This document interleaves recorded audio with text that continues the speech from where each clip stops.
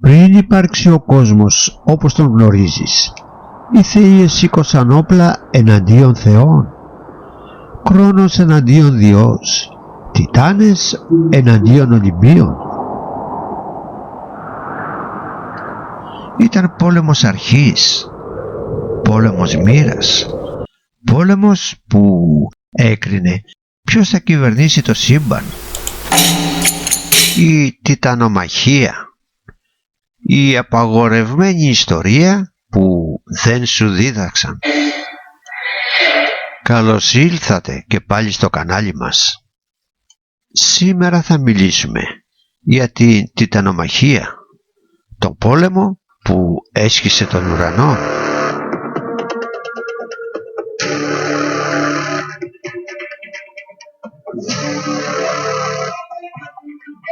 Κάντε εγγραφή για να μην χάνετε κανένα επεισόδιο. Κάντε κοινοποίηση σε άτομα που αγαπούν την ιστορία, πατήστε το καμπανάκι και γράφτε το σχόλιο σχετικά με το θέμα αυτό. Η θεογονία του Ησίωδου αποτελεί την αρχαιότερη και την πληρέστερη ποιητική σύνθεση του είδους της. Σε αυτήν αναφέρονται σαν πρώτες μορφές του κόσμου το χάος, η γη και ο έρωτας.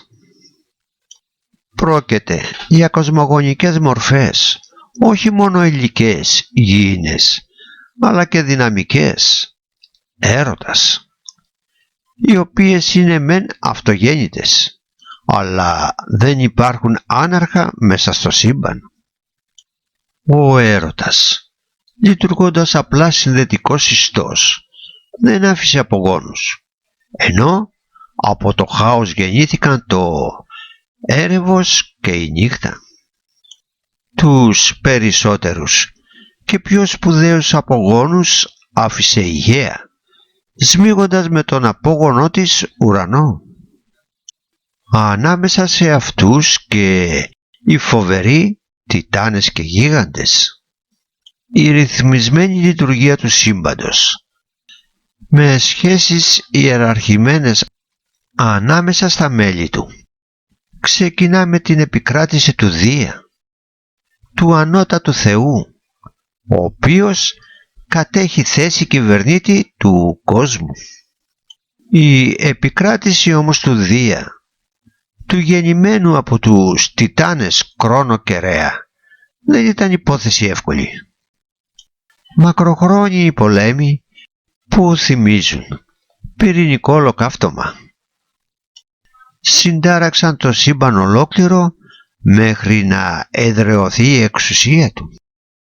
Οι πολέμοι είχαν αρχίσει βέβαια πολύ νωρίτερα από την επεισοδιακή γέννηση του Δία. Η ολοένα αυξανόμενη δύναμη των τιτάνων φόβησε τον ουρανό, ο οποίος μέχρι τότε ήταν ο κυρίαρχος του σύμπαντος. Ανησυχώντας λοιπόν μήπως τα παιδιά του πάρουν την εξουσία από τα χέρια του, τα εξφενδόνιζε αμέσως μετά τη γέννησή τους στο άπειρο και αυτά επανέρχονται στη κοιλιά της μητέρας τους. Εκεί μέσα τα κρατούσε φυλακισμένα στα σπλάχνα της μητέρας γης, μακριά από το φως. Η γη στέναζε από το βάρος των παιδιών της, που της είχαν δημιουργήσει το αδιαχώριστο, αλλά και από τη μητρική στενοχώρια για αυτή την άδικη τύχη που περίμενε τα παιδιά της. Επινοώντας λοιπόν το σίδερο, κατασκεύασε ένα τρεπάνι, την Άρπη Καρχαρόδοντα, σύμφωνα με τον Ησίωδο, και το παρέδωσε στα παιδιά της, οπλίζοντάς τα εναντίον του πατέρα τους. Οι τιτάνες αρχικά δίλιασαν στη προτροπή της μητέρας τους, εκτός από τον τολμηρότερο Κρόνο, ο οποίος δέχτηκε να εφαρμόσει το σχέδιο. Έτσι, ακολουθώντας τις οδηγίες της Γαίας, πετάχτηκε τη στιγμή που ο ουρανός ήταν έτοιμος να συνευρεθεί με τη γυναίκα του και με το κοφτερό δρεπάνι του απέκοψε τα γεννητικά του όργανα, απαλλάζοντας κατά τον τρόπο αυτό αφενός μεν τη μητέρα του από τυχόν νέα γονιμοποίηση και το φορτίο και άλλων παιδιών, ελευθερώνοντας αφετέρου και τον εαυτό του αλλά και τους αδελφούς του από το αιώνιο σκοτάδι που ήταν καταδικασμένοι. Το αίμα από τα γεννητικά όργανα του ουρανού, στάζοντας επάνω στη γαία τη γονιμοποίηση, και έτσι γεννήθηκαν και άλλοι απογόνοι, οι γίγαντες, οι ερηνίες και οι μέλιες νύφες. Από το δε ακροτηριασμένο γεννητικό όργανο που έπεσε στη θάλασσα γεννήθηκε η πανέμορφη Αφροδίτη. Ο Πατροκτόνος στη συνέχεια πέταξε το δρεπάνι, την άρπη, στη θάλασσα από το ακροτήριο δρέπανο της Αχαΐας ή στο κόλπο Ρέας στην Κέρκυρα και έγινε πλέον αυτός κυρίαρχος του σύμπαντος. Ο Κρόνος ήταν ο πρώτος που καθιέρωσε το στεφάνι στα μαλλιά σαν συμβουλικής εξουσίας. Στεφανωμένος λοιπόν ανέλαβε το θρόνο και η πρώτη του ενέργεια ήταν αφενός μεν να ελευθερώσει τους αδελφούς του Τιτάνες, αφετέρου δε να φυλακίσει στα Τάρταρα τους τεράστιους και δύσμορφους κύκλοπες με το ένα μάτι, καθώς και τους εκατόχειρες, ορίζοντας σαν δεσμοφύλακες την τρομερή κάμπη.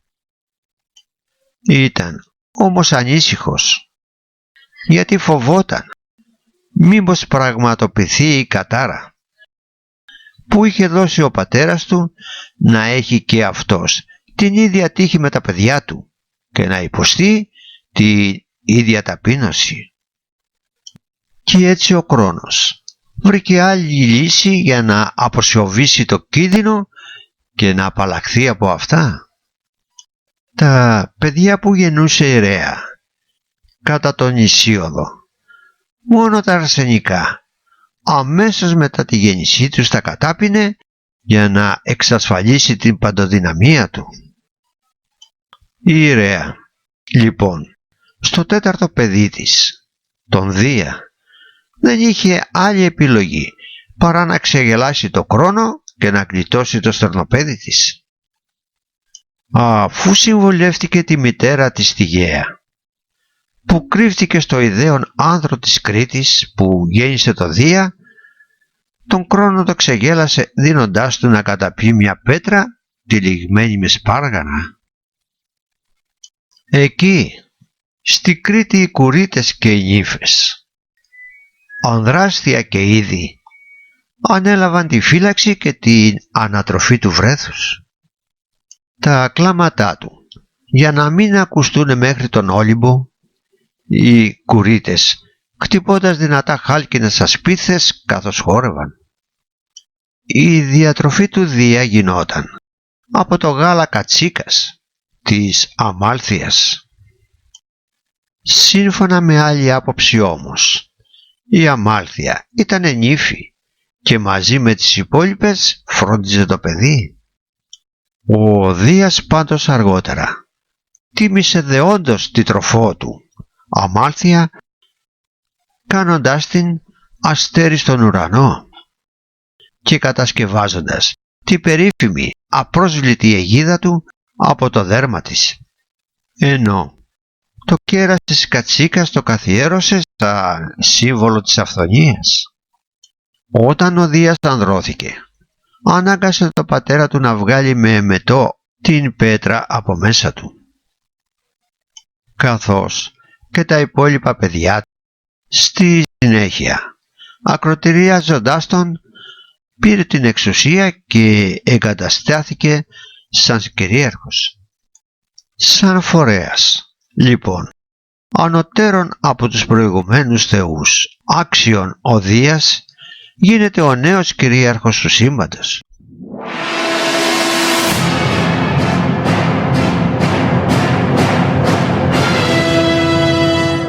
Την πέτρα την έστησε στο μαντίο των Δελφών, στο Παρνασσό, όπου και βρισκόταν μέχρι τους ρωμαϊκούς χρόνους, για να θυμίζει σε όλους την προέλευση του πατέρα ανδρών και θεών τε. 2 αντίπαλα στρατόπεδα δημιουργήθηκαν τότε. Από τη μια μεριά ο Δίας με τα αδέλφια του, τα οποία είχε ελευθερώσει από την κοιλιά του Κρόνου και τα οποία έτρεφαν μεγάλο μίσος για τη συμπεριφορά του πατέρα τους. Και από την άλλη μεριά ο Κρόνος με τα δικά του αδέλφια, τους Τιτάνες. Ανελαίητος πόλεμος ξέσπασε ανάμεσα σε 2 γενιές. Ένας πραγματικός πόλεμος των άστρων. Ο αλφα κοσμογονικός πόλεμος ήταν πλέον γεγονός. 9 χρόνια κράτησε η γενική σύραξη. 9 χρόνια μιας φοβερούς και λυσόδους πάλης, που έμελε να επιφέρει μεγάλη αναστάτωση και πολλές μεταβολές στον κόσμο. 9 χρόνια ενός αγώνα αμφίροπου, που τη μία έγερνε προς το μέρος των Τιτάνων και την άλλη προς το μέρος των μετέπειτα Ολυμπίων θεών. Οι Τιτάνες πάνω στο βουνό της Όθρης και ο Δίας με τους δικούς του από τον Όλυμπο αντάλλαζαν πυρά. Φοβερά τότες ο πόνος βουίζε απέραντος. Και στη γη πάταγος μέγας, στέναζε και ο ουρανός. Όπως σιώταν από τις ρίζες, τεινάζονταν ο Όλυμπος. Στις ρηπές των αθανάτων δόνηση έφτανε βαθιά. Και στον τάρταρο το μαύρο των ποδιών βαριά βουή. Από αμέτρητες εφόδους και βολές πολύ γερές. Τότε στο Δία συμπαραστάθηκε η Γαία, η γιαγιά του, δίνοντάς του χρησμό πως να νικήσει τους Τιτάνες. Θα έπρεπε να ελευθερώσει από τα τάρταρα τους έκλειστους εκεί κύκλοπες και εκατόχειρες. Ο Δίας πράγματι, νικώντας την Κάμπη, το τρομερό τέρας που στο πέρασμά του έτρεμε όλη η γη, τους απελευθέρωσε. Και τότε βγήκαν στην επιφάνεια τα νέα φοβερά όπλα, η νέα τεχνολογία, τα δώρα των κυκλόπων προς τους θεούς σε ένδειξη ευγνωμοσύνης τους για την απελευθέρωσή τους. Ήταν ο κεραυνός, η βροντή και η αστραπή, προορισμένα για το Δία. Όπλα αντίστοιχα με τα ονόματά τους, Άργης, Βρόντις και Στερόπης. Η Τριένα, προορισμένη για τον Ποσειδώνα, και οι Κινέοι για τον Πλούτονα. Και οι 3 κύκλοπες, όπως και οι εκατόχειρες, ορκίστηκαν πλήρη υπακοή και πίστη στον Δία. Η παράταξη του Δία αναθάρισε τότε και ο πόλεμος συνεχίστηκε πιο φοβερός. Οι εκατόχειρες επέδειξαν τη μεγαλύτερη από όλους τους γενναιότητα. Ήταν και οι 3 τους. Ο Βριάρεος, που το όνομά του σημαίνει στιβαρός, ο Κότος, που σημαίνει το μανιώδη, και ο Γης, που σημαίνει αυτόν με τα ακατάβλητα μέλη, πελώροι και φοβεροί. 100 χέρια ξεκινούσαν από τους ώμους του καθενός, ενώ από το κεφάλι τους ξεφύτρωναν 50 κεφάλια. Ήταν αυτοί που με την περπατησιά τους και μόνο έκαναν το έδαφος να δονείται και να τρέμει κάτω από τα πόδια τους. Βράχοι εξεφεδονίζονταν από το ένα βουνό εναντίον του άλλου. Ο ρημαγδός μεγάλος έζωνε τους ουρανούς. Η απέραντη θάλασσα βούιζε. Η δραματική παραστατικότητα και η επική μεγαλοπρέπεια με την οποία ο Ησίωδος περιγράφει τις σκηνές του θεϊκού πολέμου με τις αμέτρητες ρηπές και τις κλαγιές να φτάνουν μέχρι τα Τάρταρα, παραμπέμπουν σε πυρηνικό ολοκαύτωμα. Τι ήταν άραγε αυτές οι δονήσεις που έσιαν ολόκληρη τη γη, ενώ γδούποι ακούγονταν από παντού εκοφαντικοί? Μήπως επρόκειτο για κάποια μυστική δύναμη με την ιδιότητα πρόκληση σεισμών? Κάποιο άλλο όπλο φοβερό που από ευγνωμοσύνη για την απελευθέρωσή τους είχε χαριστεί και αυτό από τους εκατόχερους των Δία, όπως ο κεραυνός από τους Κύκλοπες. Είχε φτάσει πλέον η στιγμή για τη χρησιμοποίηση του τέλειου όπλου που βρίσκονταν στα χέρια του Δία. Έξαλλος ο Θεός άρχισε να εξαπολύει τους κεραυνούς του, που σαν φλόγες έσκιζαν τον αέρα. Ο ουρανός σύεται, η γη φλέγεται και από τις φωτιές βράζει. Η θάλασσα βογά και κοχλάζει από τις επαναλαμβανόμενες ρήψεις των κεραυνών και οι άνεμοι βούιζαν με σεισμούς. Σκόνη, βροντί, αστραπή, φλογερό κεραυνό βέλη του μεγάλου Δία, φέροντας η αχή και θόρυβος μεταξύ των δύο. Σηκώνονταν άπλετος κρότος φρικαλέας έριδας και φαινόταν η δύναμη των έργων. Προς τη μία πλευρά έκλεινε η μάχη. Ησίωδος, Θεογονία 706 Παύλα 711. Τους χθόνιους τιτάνες τύλιγε θέρμη πνοή. Η ανύποπτη φλόγα έφτανε στο θεϊκό αιθέρα. Τους τύφλωνε τα μάτια, αν και ήταν ρωμαλαίοι η ακτινοβόλα λάμψη του κεραυνού και της αστραπής.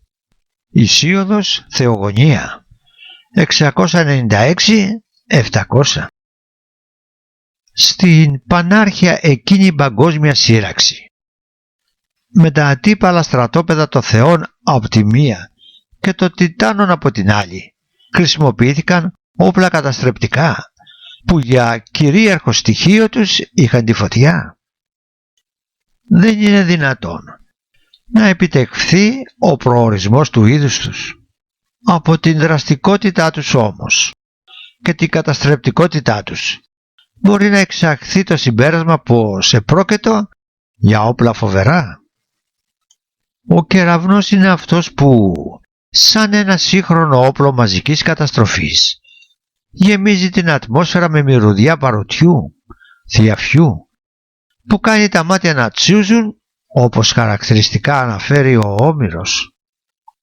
Τι ήταν, λοιπόν, αυτά τα όπλα, αυτοί οι κεραυνοί που κάνουν τα μάτια να τσούζουν, που προκαλούν τη τύφλωση με την εκθαμποτική τους λάμψη, ακόμα και στους ανεκτικούς που από τα αρχαιότατα εκείνα χρόνια έρχονται να περιγράψουν σήμερα μέσα από τη Θεογονία τις ίδιες ιδιότητες και συνέπειες που παρουσιάζουν τα σημερινά όπλα μαζικής καταστροφής.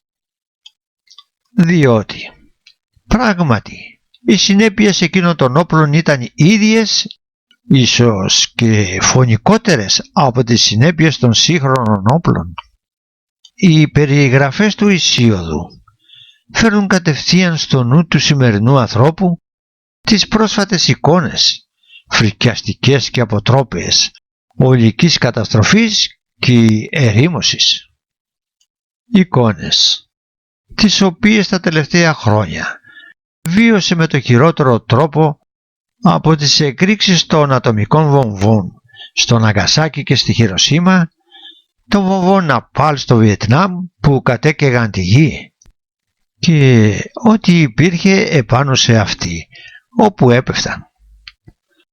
Από τις ρήψεις των πυράβλων, αέρος εδάφους και εδάφους εδάφους, από τα εξελιγμένα όπλα που χρησιμοποιήθηκαν στο τρομερό πόλεμο του κόλπου, από τις δυτικές βόμβες και τις βόμβες απεπλουτισμένου ουρανίου και τόσα άλλα όπλα που χρησιμοποιήθηκαν στο κομμάτι της Ευρώπης που ονομάζεται Σερβία, καθώς και από αυτά που χρησιμοποιούνται καθημερινά στον ατελείωτο ακήρυκτο πόλεμο. Η διαφορά μεταξύ εκείνων των όπλων με το σημερινά έγκυται στο γεγονός πως η μορφή και οι ιδιότητες των σημερινών όπλων είναι γνωστά. Η τεχνολογία όμως των αρχαιοτάτων εκείνων όπλων δεν έγινε ποτέ γνωστή και ούτε πρόκειται ποτέ να γίνει. Πολλοί ερευνητές έχουν την άποψη πως στην τιτανομαχία αναπαριστάνονται οι μεγάλες γεωλογικές ανατροπές που σημειώθηκαν στο ελλαδικό χώρο κατά τα πανάρχια χρόνια, αναστατώνοντας τα εδάφη της Ελλάδας.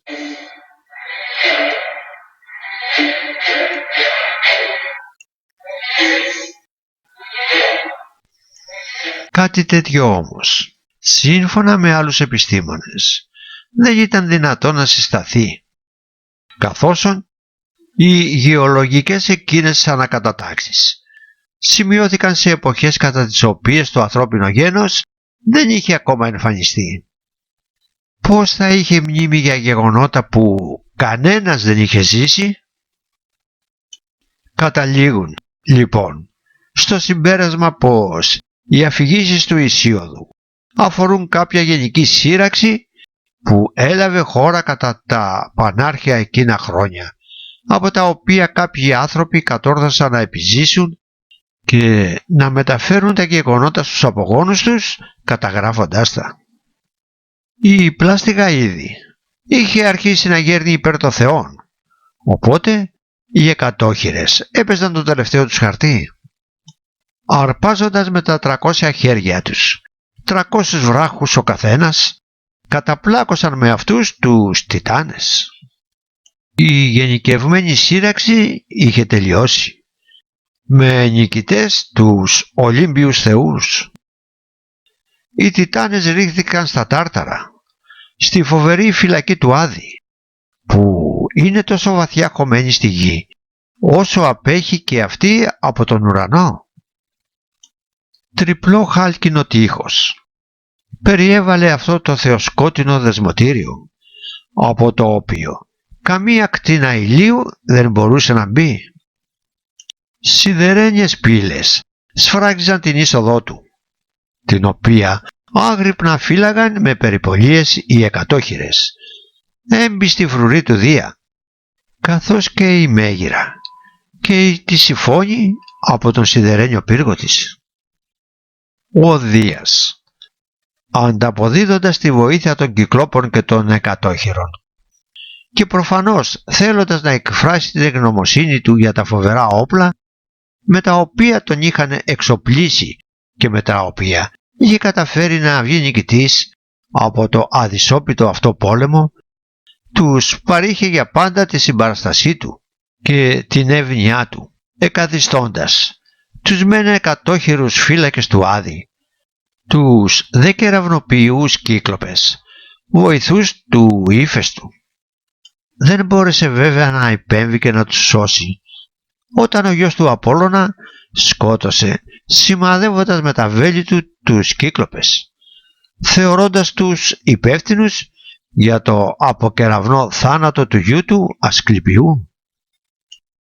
Μην μπορώντας ο Θεός να τα βάλει με το Δία, στράφηκε εναντίον των κατασκευαστών του όπλου του. Για την πράξη του αυτή βέβαια τιμωρήθηκε για 1 χρόνο με καταναγκαστική εργασία. Ένα ιδιαίτερο μάλιστα γεγονός των Κυκλόπων, προερχόμενο από τη Θράκη, για τους γαστερόχειρες ή χειρογάστορες Κύκλοπες, που τους κατέστησε και αυτούς βοηθούς του Θεού Ηφαίστου, αφού οι γνώσεις τους σχετικά με τη φωτιά και την κατασκευή φοβερών όπλων ήταν παραπλήσιες και έτσι από κοινού θα μπορούσαν να προσφέρουν πολλά περισσότερα. Οι επιδέξιοι λοιπόν αυτοί τεχνίτες ζούσαν και αυτοί στα βάθη της γης μαζί με τον Ύφαιστο, κάτω από τον Όλυμπο, ή σύμφωνα με άλλους στη Λίμνο ή στην έτρινα της Σικελίας, προμηθεύοντας με κεραυνούς τον Δία. Ήταν επόμενο να ισοκλειστούν από το Δία στα υπόγεια της γης, αφού πάντα ελόχευε ο κίνδυνος να κατασκευάσουν κάποιο παραπλήσιο όπλο για κάποιον άλλον θεό, οπότε η αποκλειστικότητα θα έπαβε για τον Δία. Σε τέτοιο άλλωστε αυστηρό περιορισμό δεν ζουνε και σήμερα αυτοί που κατέχουν γνώσεις σχετικά με τα ατομικά όπλα, ώστε να μην προδώσουν τα μυστικά κατασκευής τους σε άλλα κράτη? Αρχικά θεωρούνταν πως τα χέρια τους φύτρωναν από την κοιλιά και όχι από τους ώμους τους. Αργότερα όμως έγινε δεκτό πως η ονομασία τους αυτή οφείλονταν στη δεξιοτεχνία που διέθεταν, αφού με τα χέρια τους μπορούσαν να γεμίσουν την κοιλιά τους. Σε αυτούς τους υπεράνθρωπους χθίστες αποδιδόταν η κατασκευή των τυχών στην Τύρινθα, στο Άργος και στις Μικίνες, τα γνωστά κυκλόπια τείχη. Πελώριοι ογκόληθοι σε πολυγωνικά ορθογώνια σχήματα μήκους μέχρι 3 μέτρων, πάγους και ύψους μέχρι 1,5 μέτρο στιβάζονταν ο ένας επάνω στον άλλον, ενώ τα διάκαινα που σχηματίζονταν γέμιζαν με λιθάρια και πυλό. Κατά τον τρόπο αυτό κτίζονταν τα οχυρωματικά τείχη, που σε πολλές περιπτώσεις φτάνουν στο ύψος των 17 μέτρων.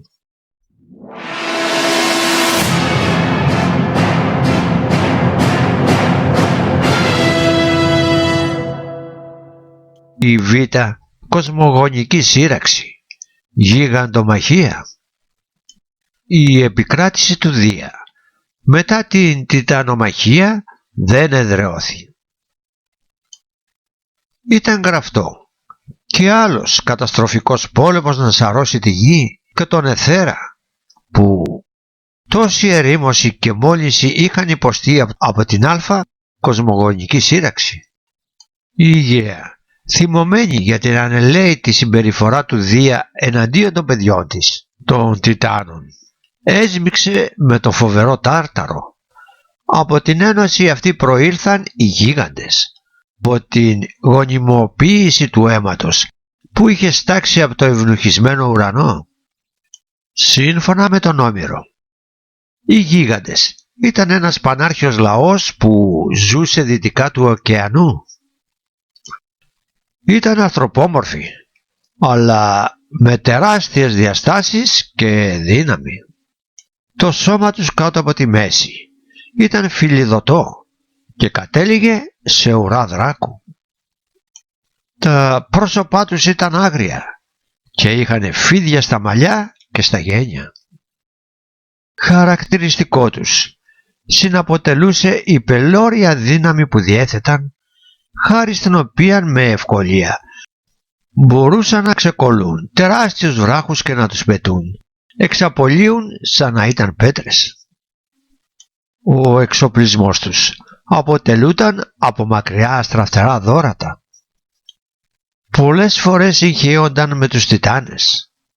Η διαφορά τους όμως με αυτούς έγκυται στο γεγονός πως οι γίγαντες δεν ήταν αθάνατοι, παρά μόνο εάν πολεμούσαν στα μέρη που είχαν γεννηθεί. Παρά τη θεϊκή τους καταγωγή προέλευση, είχαν χαρακτήρα άξεστο και άγριο, σε αντίθετα με τις φωτεινές θεϊκές δυνάμεις του Ολύμπου. Λόγω της θεϊκής μεταξύ τους συγγένεια, οι θεοί να συναστρέφονται συχνά με τους γίγαντες, αλλά πολλές φορές μάλιστα τους καλούσαν για συνδετημόνες στα Ολύμπια συμπόσια. Ο Όμηρος αναφέρει χαρακτηριστικά στην Οδύσσεια. Ήταν 21-25. Στο σημείο εκείνο που ο Αλκίνος εξηγεί στον Οδυσσέα το είδος των σχέσεων, τις οποίες έχουν αναπτύξει οι φέακες με τους θεούς. Επί σφίσιν εγήθεν ήμεν, ως περκύκλοπες και άγρια φύλλα γιγάντων, και τρών μαζί μας κάθονται στις τάβλες τις δικές μας. Και μόνος αν αδεύει κάποιος μας και του συντύχει εμπρός του. Δεν του κρύβονται, συγγενεύουμε άμα θες εμείς μαζί τους. Συγγενεύουμε και οι κύκλοπες και οι ανήμεροι γιγάντου. Με το πέρασμα των χρόνων όμως, οι γίγαντες έγιναν αυθάδεις και απέκτησαν πολλές απαιτήσεις. Σε αυτούς, λοιπόν, τους τερατώδεις γίγαντες στηρίχτηκε η Γαία για να πάρει την εκδίκησή της από τον Δία και από τους υπόλοιπους θεούς.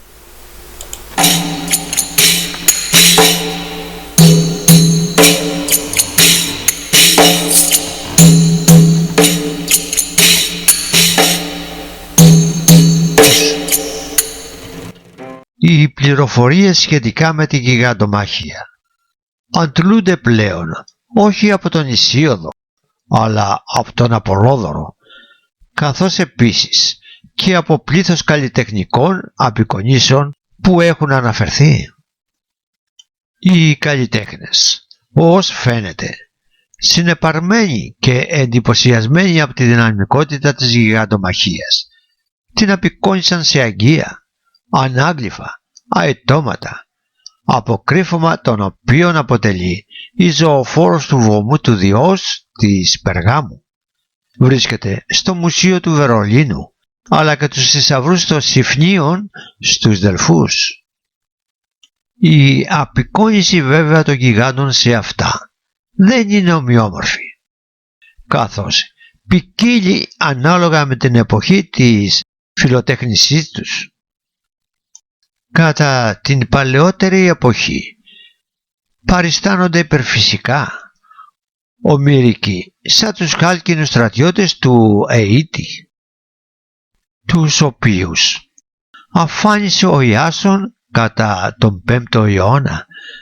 Παριστάνονται Ρωμαλαίοι και ντυμένοι με δέρματα ζωών να αποσπούν και να πετούν βράχους, ενώ κατά τους Αλεξανδριανούς χρόνους επανέρχονται στην αρχική τους υπερφυσική απεικόνιση.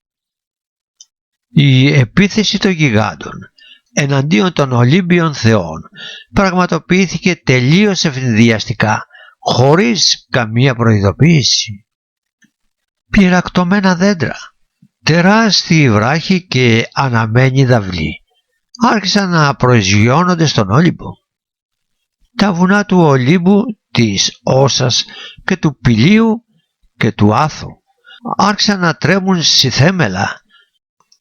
Νησιά καταποτίζονταν, η γη αντιβούιζε και έβραζε παντού. Τρομερές άναρθες κραυγές των γιγάντων συνόδευαν όλο αυτό το πανδαιμόνιο. Από τις ρήψεις των βράχων καινούργια νησιά και βουνά σχηματίζονταν. Σαν πολεμικό πεδίο της γιγαντομαχίας αναφέρονται διάφοροι τόποι. Η Αρκαδία, η Μαγνησία, η Παλίνη και η Φλέργα στη Χαλκιδική, η Καμπανία στη κάτω Ιταλία, η Ταρτισσός στην Ισπανία, η περιοχή της Έτνας ή του Βεζούβιου, ακόμα και η Συρία. Πρόκειται συνήθως για περιοχές ηφαιστειακής ή σεισμογενής, καθώς όπως αναφέρουν κάποιοι μελετητές, οι καταστροφικές περιγραφές του Απολόδωρου αφορούν διάφορες ανακατατάξεις του γήινου φλοιού λόγω της ηφαιστειακής δραστηριότητας. Σε αυτό περιλαμβάνονται οι κατολισθήσεις, οι καταποντισμοί, η βροχή μετεωριτών, ρήγματα στην επιφάνεια της γης, θύελλες, τυφώνες, ξηρασία, σεισμοί, εκρήξεις ηφαιστείων. Σε μία τέτοια όμως εκδοχή δεν θα επιβίωναν μάρτυρες για να περιγράψουν τα τεκτενόμενα, καθώς η καταστροφή θα ήταν ολική. Πρέπει λοιπόν να γίνει δεκτό πως πρόκειται για περιγραφή ενός πολέμου μεταξύ δύο υπερδυνάμεων, αφενός μεν των φωτεινών θεών του Ολύμπου που διαθέτουν ομορφιά και δεώδη και εκπροσωπούν το μέτρο και την αρμονία στη φύση, αφετέρου δε των σκοτεινών γιγάντων, των βίαιων γεννημάτων της γης, των οποίων χαρακτηριστικό αποτελεί η ομοιβία και η αγριότητα. Ίσως βέβαια σε πολλά σημεία η περιγραφή να ξεφεύγει προς την υπερβολή. Η υπερβολή όμως αυτή δικαιολογείται από το γεγονός που στα περιγραφόμενα συνέβησαν στο απότατο παρελθόν και η καταγωγή τους έγινε από τον Απολόδωρο μόλις στις αρχές του 3ου αιώνα π.Χ. Η προφορική επομένως μετάδοση μέσα στους αιώνες λογικό είναι να έχει υποστεί φθορές και αλλοιώσεις και να έχει προσθεθεί σε αυτή το στοιχείο της μεγαλοποίησης. Ίσως όμως και αυτή η υπερβολή να θέλει να καταδείξει και να αποδώσει με ακόμα μεγαλύτερη ένταση τα καταστρεπτικά αποτελέσματα όλων των φοβερών όπλων που χρησιμοποιήθηκαν στο πόλεμο αυτό. Η απάντηση των θεών στα χτυπήματα των γιγάντων ήταν άμεση. Όλοι συσπυρώθηκαν γύρω από το Δία για να αντιμετωπίσουν από κοινού τη νέα πρόκληση. Το διάστημα εκείνο έτυχε από το κεφάλι του Δία να γεννηθεί η Αθηνά, η οποία αμέσως ανέλαβε δράση. Σε πρώτη διάταξη βρέθηκε και πάλι ο κεραυνός του Δία. Το φοβερό εκείνο όπλο εξαπολύεται κατά επανάληψη εναντίον των αντιπάλων. Η απρόσβλητη αιγίδα αποτελεί και πάλι απαραίτητο εξάρτημα του οπλισμού του Δία. Δίπλα στον πατέρα της βρίσκεται η Αθηνά, πάντα ετοιμοπόλεμη με παρατεταμένο το δόρυ. Η γιγαντολατέρια Αθηνά είναι εκείνη που σκοτώνει το τρομερό γίγαντα Πάλαντα με το δέρμα του οποίου κατασκευάστηκε η δική της αιγίδα αντίστοιχη με τον πατέρα της. Η Αθηνά είναι εκείνη που με το άρμα της κυνηγά σε όλη τη Μεσόγειο τον Εγκέλαδο, που θέλησε να την κάνει γυναίκα του και τελικά το κατατροπώνει ρίχνοντας επάνω του ολόκληρο το νησί της Σικελίας.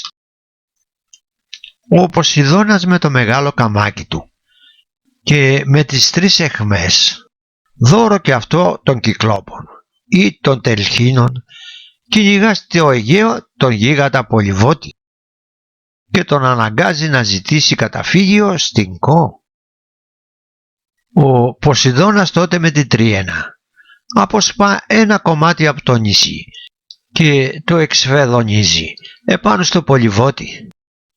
Με αυτόν τον τρόπο σχηματίστηκε το μικρό νησί της Νήσιρου, κάτω από το οποίο θαύτηκε ο γίγαντας.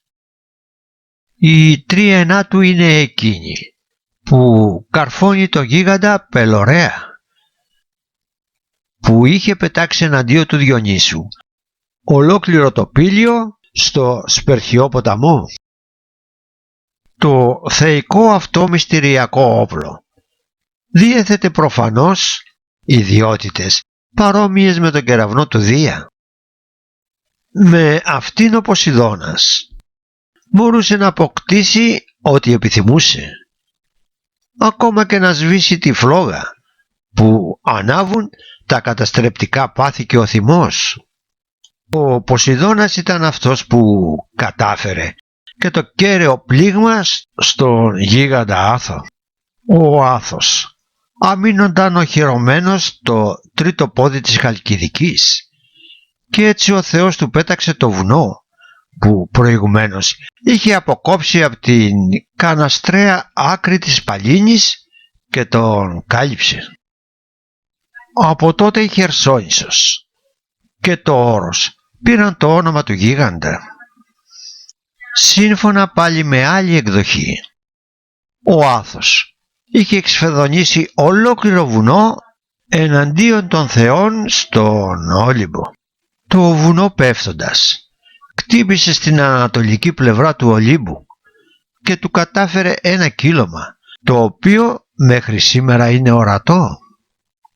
Καθώς όμως ο γίγαντας εκτινάχθηκε προς τα πίσω μετά την απόκριση των θεών, έπεσε στα βαθιά νερά της Χαλκιδικής και σκεπάστηκε από τη θάλασσα. Η υψηλότερη κορφή, η οποία παραμένει έξω από τη θάλασσα και πήρε το όνομά του, δεσπόζει απέναντι από τον Όλυμπο.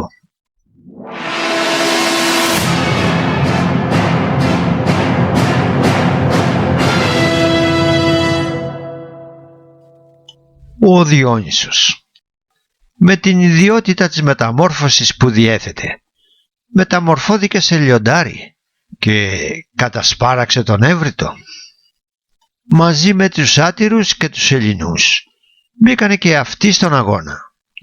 Κουβαλούσαν μουλάρια και τρόμαζαν με τις κραυγές και τους θορύβους τους. Με ένα απλό άγγιμα του θρύσου του, της φούντας του, εμφανίζονταν ξαφνικά με φίδια στα μαλλιά μπροστά στους γίγαντες και ευνηδιάζοντάς τους εξόντωνε. Επιδίωξη όλων των θεών ήταν να απομακρύνουν τους γίγαντες από το τόπο γέννησή τους, που θεωρείταν πως ήταν η περιοχή της Παλίνης, για να τους κάνουν να πολεμήσουν σε έδαφος ουδέτερο και να σκοτωθούν, χάνοντας την αθανασία τους, σύμφωνα με τα λεγόμενα του χρησμού. Και οι άλλοι θεοί είχαν να επιδείξουν και από κάποιο αδραγάθημα. Ο Ερμής, φορώντας την κοινή του Άδη, που τον έκανε αόρατο, σκότωσε τον Υπόλυτο. Ο Απόλλων και η Άρτεμις, με τόξα και τα βέλη τους, σκότωσαν τον Εφιάλτη και τον Γρατίωνα. Ο Ήφαιστος ξεκούρασε πάνω στο άρμα του τον κουρασμένο ήλιο. Ακόμα και η θεά, κάτι η χθόνια θεά, μάχεται στον πλευρό των θεών. Είναι αυτή, σύμφωνα με άλλους όμως είναι ο Ήφαιστος, που έκαψε τον γίγαντα Κλήτιο με δάδες. Χαρακτηριστική και ενδιαφέρουσα είναι η απεικόνιση της χθόνιας θεάς στην ανατολική ζωφόρο του βωμού του Διός της Περγάμου. Καθώς αγωνίζεται στον πλευρό των θεών, παριστάνεται να είναι έτοιμη να ρίξει φλογισμένη δάδα ή πυρσό εναντίον του Κλητία. Γεννιέται όμως το ερώτημα, τι είδους χτύπημα θα μπορούσε μια δάδα, ένας πυρσός, να καταφέρει εναντίον ενός πάνωπλου γίγαντα που της επιτίθεται αδυσόπιτα? Μήπως δεν πρόκειται για μια συνηθισμένη δάδα, αλλά για κάποιο όπλο που θα μπορούσε να επιφέρει περισσότερα δραστικά αποτελέσματα? Μήπως υπάρχουν πολλά ακόμα επιτέγματα της αρχαίας ελληνικής τεχνογνωσίας, τα οποία δεν έχουν καταγραφεί? Πράγματι, μία προσεκτική σε βάθος παρατήρηση του όπλου δάδα παραπέμπτει σε ένα σωληνοειδές όπλο, ίσως και πτυσσόμενο φλογοβόλο μήκους 1,3 μέτρα, του οποίου η θαλάμη αποτελείται από τμήματα που μεταξύ τους χωρίζονται με δακτύλιους. Και ο τρόπος όμως που η εκάτη κρατά το όπλο συνηγορεί υπέρ αυτής της άποψης. Ένας πυρσός δεν βαστάζονταν σε στάση οριζόντια, σαν να ήταν έτοιμος να εκτοξευθεί, σαν ακόντιο για να προκαλέσει κέραιο πλήγμα. Με το ίδιο όπλο στο χέρι και την ίδια στάση απεικονίζεται και η Φίβη, η μητέρα της Λιτούς, στην οποία ήταν αφιερωμένο αρχικά το μαντίο των Δελφών? Μήπως τελικά είχε υποβιβαστεί σε επίπεδο γνώσης των αρχαίων Ελλήνων, αφού τα δικά μας συμπεράσματα εξάγονται βάσει των σημερινών μας γνώσεων? Ο γιγαντοφόντης Δίας, εκτός από τις απανωτές ρήψεις ή εκτοξεύσεις των κεραυνών του, κατέφυγε και σε δόλια μέσα για την εξουδετερώση του βασιλιά των γιγάντων, το Πορφυρίωνα, ο οποίος είχε βλέψεις να εξουσιάσει τους Δελφούς και την Δήλο. Έφυσε λοιπόν έρωτα στον Πορφυρίωνα για την ήρα και τη στιγμή που ο γίγαντας ήταν έτοιμος να την ατιμάσει, τον σόριασε κάτω με το κεραυνό, που του προσκόμισε ο αητός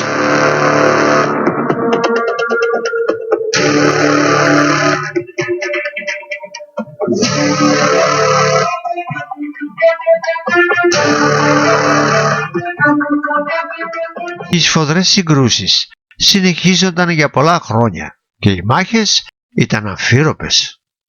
Στεριές γκρεμίζονταν στη θάλασσα, η γη τραταζόταν στη θέμελα.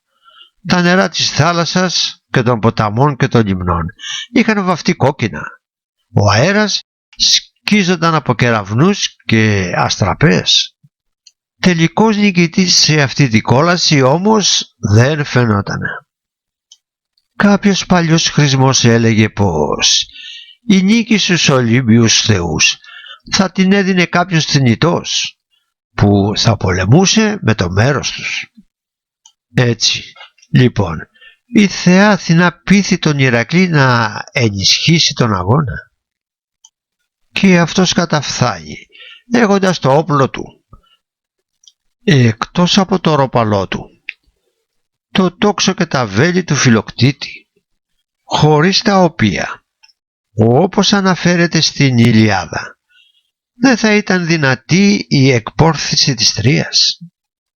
Και ο Ηρακλής, πετυχαίνοντας με το τόξο τον Αλκιονέα, αρχηγό των γιγάντων, πίστεψε πως τον σκότωσε. Εκείνος όμως αμέσως σηκώθηκε από το έδαφος και επανήλθε στη μάχη. Η σκηνή αυτή επαναλήφθηκε και άλλη μια φορά, παρόλο ότι πληγωμένος ο Αλκιονεύς από τα φοβερά βέλη του Ηρακλή δεν ήταν γραφτό του να πεθάνει, μιας και πατούσε τα χώματα της πατρίδος του Παλίνης. Με υπόδειξη τότε της Αθηνάς, ο Ηρακλής πήρε στους ώμους τον Αλκιονέα, τον μετέφερε εκτός έδρας και τον αποτελείωσε. Έλεγαν μάλιστα πως αυτός ο μεγάλος πολεμιστής, ο Αλκιονέας, ήταν θαμμένος κάτω από τον Βεζούβιο. Το σχέδιο της μάχης στη συνέχεια μεταφέρθηκε στην κάτω Ιταλία, στην περιοχή της Έτνας. Η σύγκρουση μεταξύ του Ηρακλή και των γιγάντων ήταν σφοδρότατη. Η γη έτρεμε από τις ρήψεις των βράχων. Τον αέρα έσκυζε ο συρριγμός από τα βέλη του ημίθεου. Κάποια στιγμή όμως τα βέλη του τελείωσαν και τότε επενέβη ο Δίας, ο οποίος με τους απανωτούς κεραυνούς του κατέκαψε την περιοχή και κατατρόπωσε τους γίγαντες. Ο Δίας εντωμεταξύ είχε πληροφορηθεί πως η Γαία, μην μπορώντας να αντέξει τη δεινή θέση στην οποία είχαν περιέλθει οι γίγαντες, θέλησε να τους βοηθήσει με τη χορήγηση κάποιου μαγικού βοτάνου που θα τους έκανε άτρωτους και αθάνατους.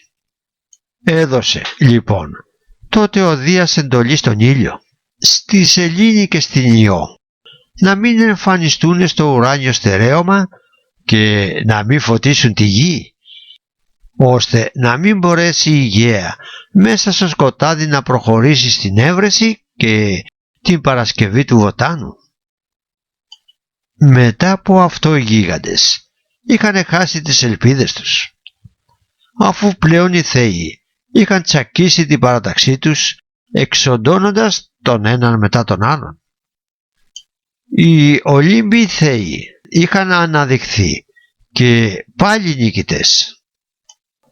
Ο τόπος της σύραξης ερημώθηκε, θυμίζοντας πυρηνικό ολοκαύτωμα, και μετά από πολλά χρόνια έλεγαν πως μπορούσε κανείς να βρει κόκαλα θαμμένα κάτω από τη γη που προέρχονταν από τους τρομερούς γίγαντες.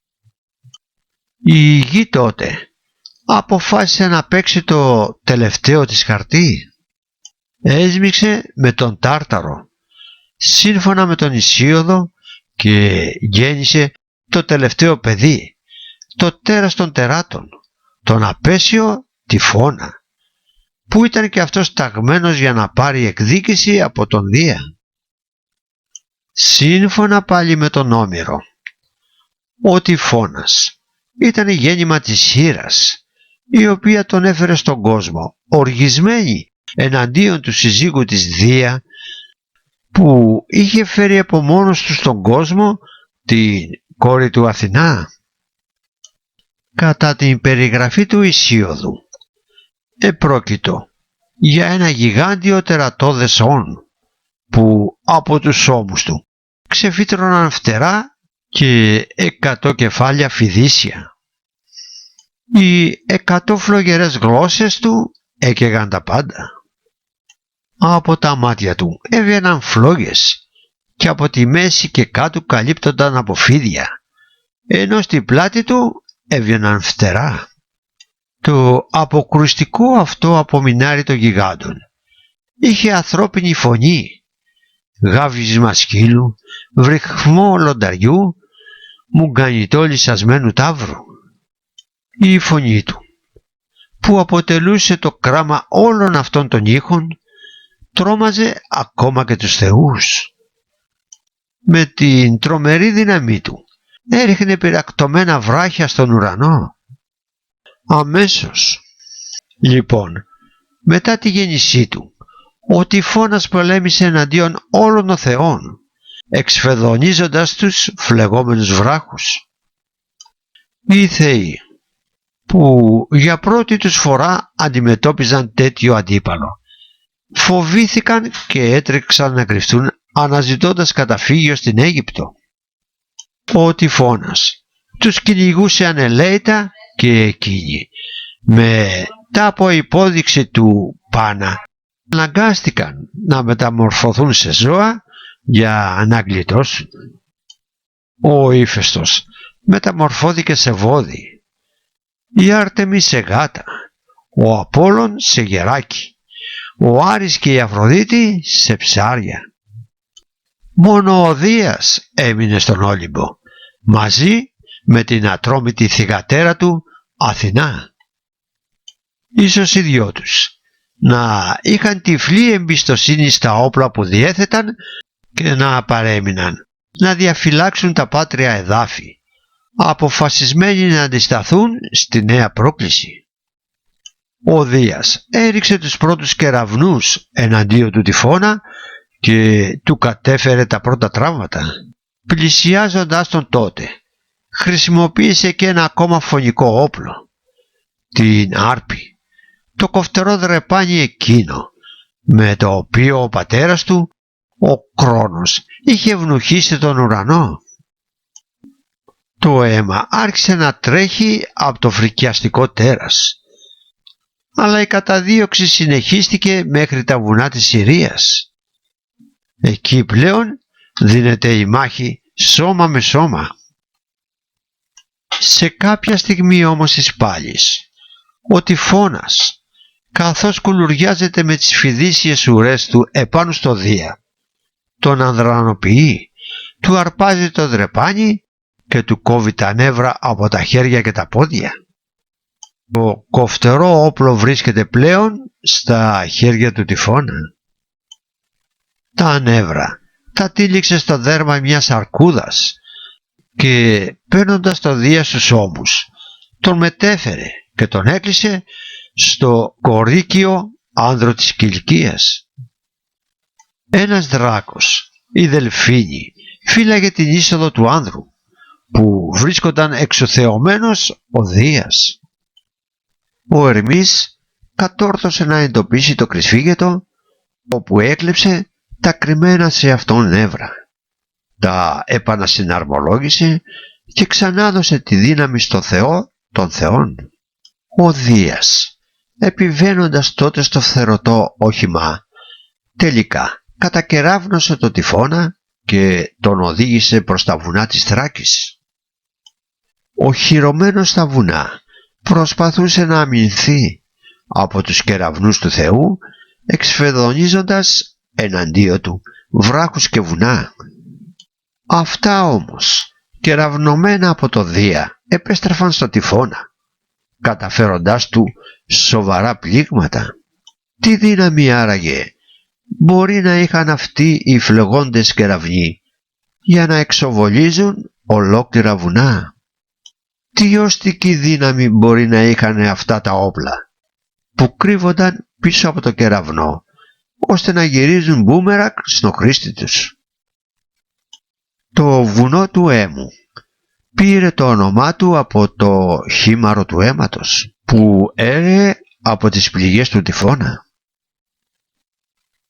Καιγόταν πολύ πελώρια γη με ατμούς θεσπέσιους και έλειωνε σαν κασίτερος, ζεσταμένος από τεχνίτες σε χωάνες καλοτρυπημένες, ή σαν σίδερο που είναι πολύ σκληρό όταν δαμάσεται στις χαράδρες του όρους από πυρ καυστικό, πυρί κυλαίο, και τίκεται στη Θεία Γη από τις παλάμες του Ηφαίστου.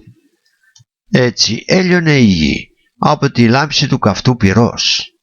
Ησίωδος, Θεογονία 861, Παύλα 868.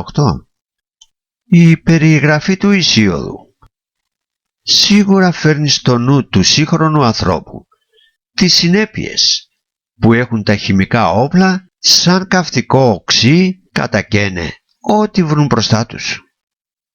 Η ίστατη προσπάθεια του τέρατος να ξεφύγει το οδήγησε στη Σικελία, και εκεί ο Δίας του εξφεδώνησε επάνω του ολόκληρη την Έτνα. Από τότε ο τυφώνας είναι έτοιμος και πάλι να πολεμήσει, βγάζοντας μέσα από τα έγκατα της γης κοέρες κραυγές και στέλνοντας φλογισμένους χήμαρους από λάβα. Ο τυφώνας πάντως ήταν το τελευταίο εμπόδιο για την εδραίωση του Δία στην εξουσία.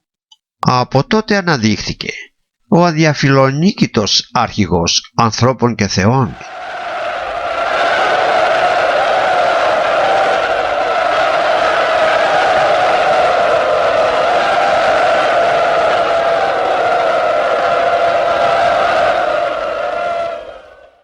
Ο ενιγματικός οπλισμός θεών και ηρώων. Τα δώρα που από ευγνωμοσύνη μετά την απελευθερωσή τους από τα Τάρταρα προσέφεραν οι κύκλοπες στους θεούς ήταν το αστροπελέκι του Δία, η τρίαινα του Ποσειδώνα και η υπερκεφαλαία στον Άδη. Καθένα από αυτά αντιστοιχούσε στο βασίλειο, που αποκλήρω είχε λάχη στο κάθε θεό. Έτσι οι κεραυνοί άνοικαν στον κυρίαρχο του ουρανού, η τρίαινα στον κυρίαρχο της θάλασσας και η περικεφαλαία στον κυρίαρχο του κάτω κόσμου. Όλα αυτά τα αντικείμενα κατά καιρούς επέδειξαν φοβερές και θαυμαστές ιδιότητες. Δεν πρόκειται σίγουρα για απλά αντικείμενα, αλλά για εξαρτήματα ενός οπλισμού που άνοικε σε υπερτεχνολογία. Από τα όπλα αυτά, μόνο που πολλές φορές βλέπουμε να δανείζεται από τους αρχικούς κατόχους του και να χρησιμοποιείται και από άλλους θεούς ή ήρωες, επιφέροντας τα ίδια υπερφυσικά και παράδοξα αποτελέσματα. Είναι υπερικεφαλαία. Δεν συμβαίνει το ίδιο και με τους κεραυνούς και την τρίαινα. Ανήκουν στην αποκλειστική δικαιοδοσία και σφαίρα δράσεις των κατόχων τους. Ο κεραυνός. Πολλές φορές έκτοτε ο Δίας χρησιμοποίησε το κεραυνό για το μεμονωμένο αφανισμό ή εκφοβισμό προσώπων, κρατώντας τον σαν μέσον κυριαρχίας σε θεούς και ανθρώπους. Τις ιδιότητες πάντως μαζικής καταστροφής που διένθεται αυτό το φοβερό όπλο τις είχε επιδείξει στην τιτανομαχία κατά τρόπο μοναδικό. Είναι το όπλο εκείνο το οποίο, σύμφωνα με τη θεογονία του Ησίωδου, ανά πάσα ώρα και στιγμή είναι πρόθυμος ο Πίγασος, κουβαλώντας το μέσα από το οπλοστάσιο να του το προσκομίζει. Ζήνος δε ενδόμαση νέοι. Βροντίν τεν στεροπίν φέρον ή μητιοέντη. Στα δωμάτια του Δία κατοικεί, φέροντας το συνετό Δία τη βροντί και την αστραπή. Πρόκειται για το άλογο του Βελερεφόντη, που είχε γεννηθεί από το αίμα της Μέδουσας, όταν ο Περσέας της είχε αποκόψει το κεφάλι. Μετά τη τιμωρία του Βελερεφόντη από το Δία, ο Πίγασος περιπλανιόταν στον αιθέρα και τελικά τον περιμάζεψε ο Δίας και τον ανέβασε στον Όλυμπο, όπου έγινε το αγαπημένο άλογο του Θεού και με τα γρήγορα φτερά του έφερνε πρώτο το αστροπελέκι στον κυριό του.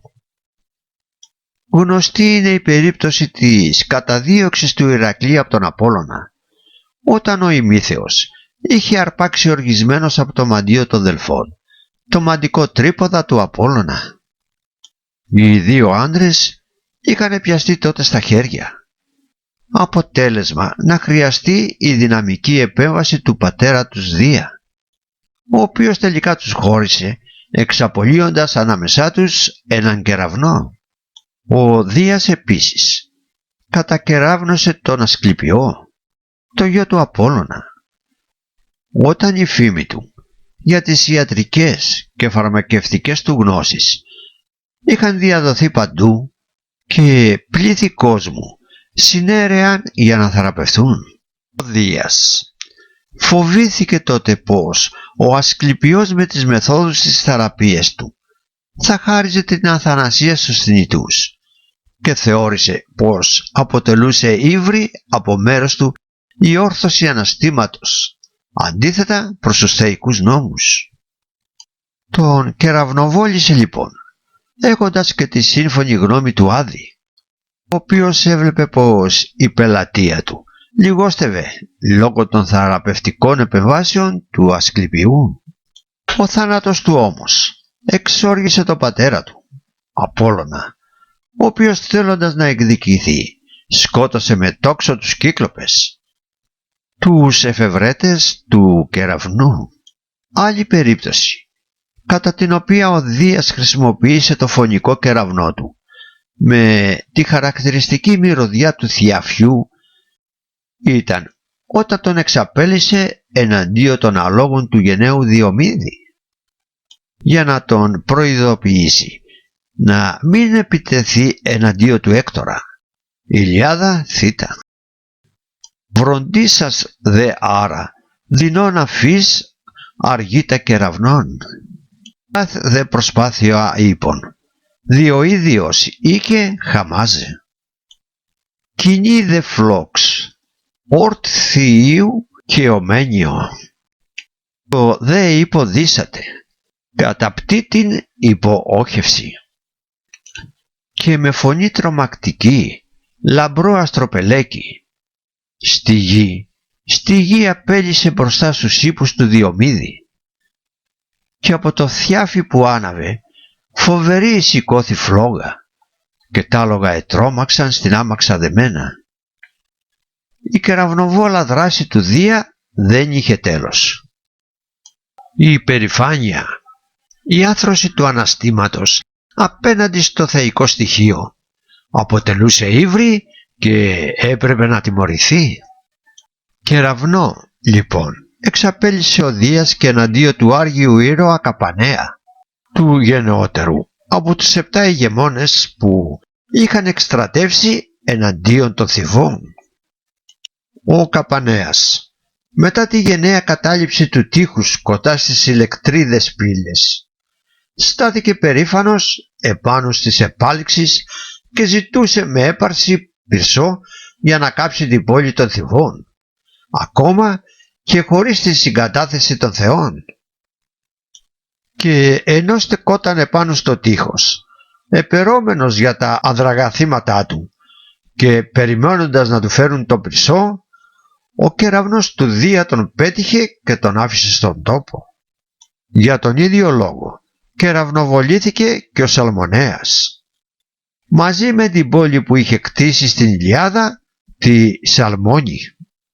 Ο ισχυρός ηγεμόνας είχε αποκτήσει τέτοια έπαρση, ώστε ήθελε να πάρει τη θέση του Δία, απαγορεύοντας μάλιστα στο λαό του να θυσιάζει πλέον στον πατέρα των θεών και των ανθρώπων και διατάζοντας τον να θυσιάσει πλέον μόνο σε αυτόν.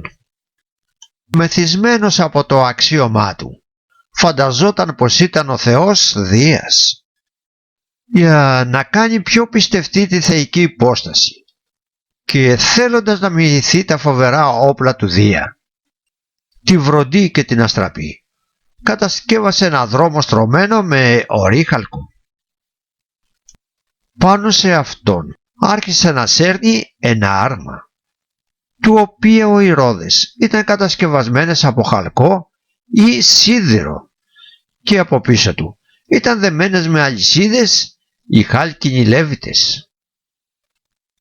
Καθώς το άρμα έτρεχε πάνω στο δρόμο, δημιουργόταν θορύβους όμοιους με το θόρυβο της βροντής, ενώ η αίσθηση της αστραπής δημιουργόταν με αναμένους πυρσούς που ο αρματιλάτης εξφεδώνιζε από το άρμα. Το θέαμα πράγματι αυτό είχε τρομοκρατήσει το λαό του, που άρχισε να τον λατρεύει σαν τον Δία. Οι υπερφύαλες βλέψεις του Σαλμονέα έμειναν όμως στη μέση, καθώς ο Θεός, εξοργισμένος μαζί του, τον κατακεράβνωσε μαζί με την πόλη του.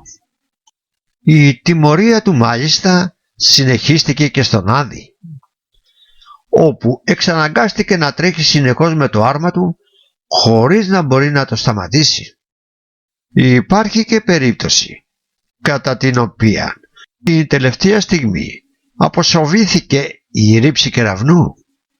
Έτσι η θεά Αφροδίτη συγκράτησε με βία το χέρι του Δία τη στιγμή κατά την οποία σκόπευε να εξαπολύσει τον κεραυνό εναντίον του Αχίση.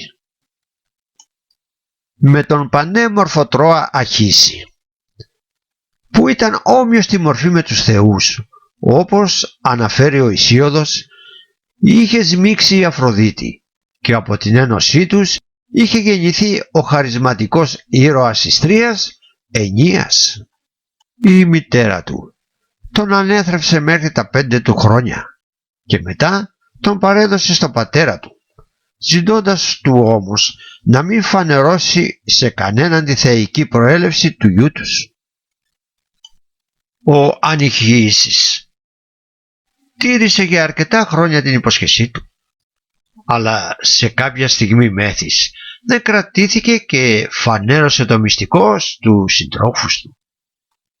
Η θεά οργίστηκε τόσο πολύ μαζί του για την παραβίαση των οδηγιών της, ώστε ζήτησε από τον κεραυνοπλήκτη Δία να ρίξει εναντίον του κεραυνό και να τον συντρίψει. Μετανιωμένη όμως τράβηξε βία το χέρι του Δία τη στιγμή που αυτός εξφεδώνιζε τον κεραυνό. Έτσι ο κεραυνός δεν έκαψε τον Τρώα Ανχίηση, αλλά η τυφλωτική του λάμψη προκάλεσε την τύφλωσή του. Ψάχνοντας πολλές ακόμα περιπτώσεις εφαρμογής των όπλων του Δία μπορούν να βρεθούν. Όλες δείχνουν πως κάποιο πανίσχυρο όπλο στα χέρια του πατέρα των ανδρών τεθεών χρησιμοποιούνται κατά καιρούς για να προκαλέσει το θάνατο και να κατατροπώσει τους εχθρούς του. Σε πολλές παραστάσεις οδείας απεικονίζεται να κρατά στο δεξί του χέρι κεραυνό, να έχει ρηγμένη επάνω του την αιγίδα και κάτω από τα πόδια του να στέκεται ένας αετός.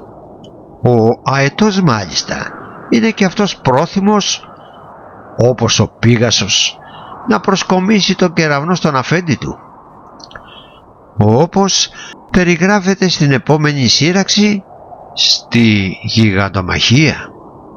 Ο κεραυνός του πάντως στις απεικονιζόμενες παραστάσεις και στα αγάλματα του Θεού μοιάζει όχι τόσο πολύ με κεραυνό, αλλά με μεταλλικό σφαιροειδές βλήμα πυροβόλου ή χειροβομβίδα, αφού στα δύο ακραία μέρη του φέρει κονικές άκρες σαν και αυτές που φέρουν οι πύραυλοι και οι όλμοι. Η περικεφαλαία του Άδη.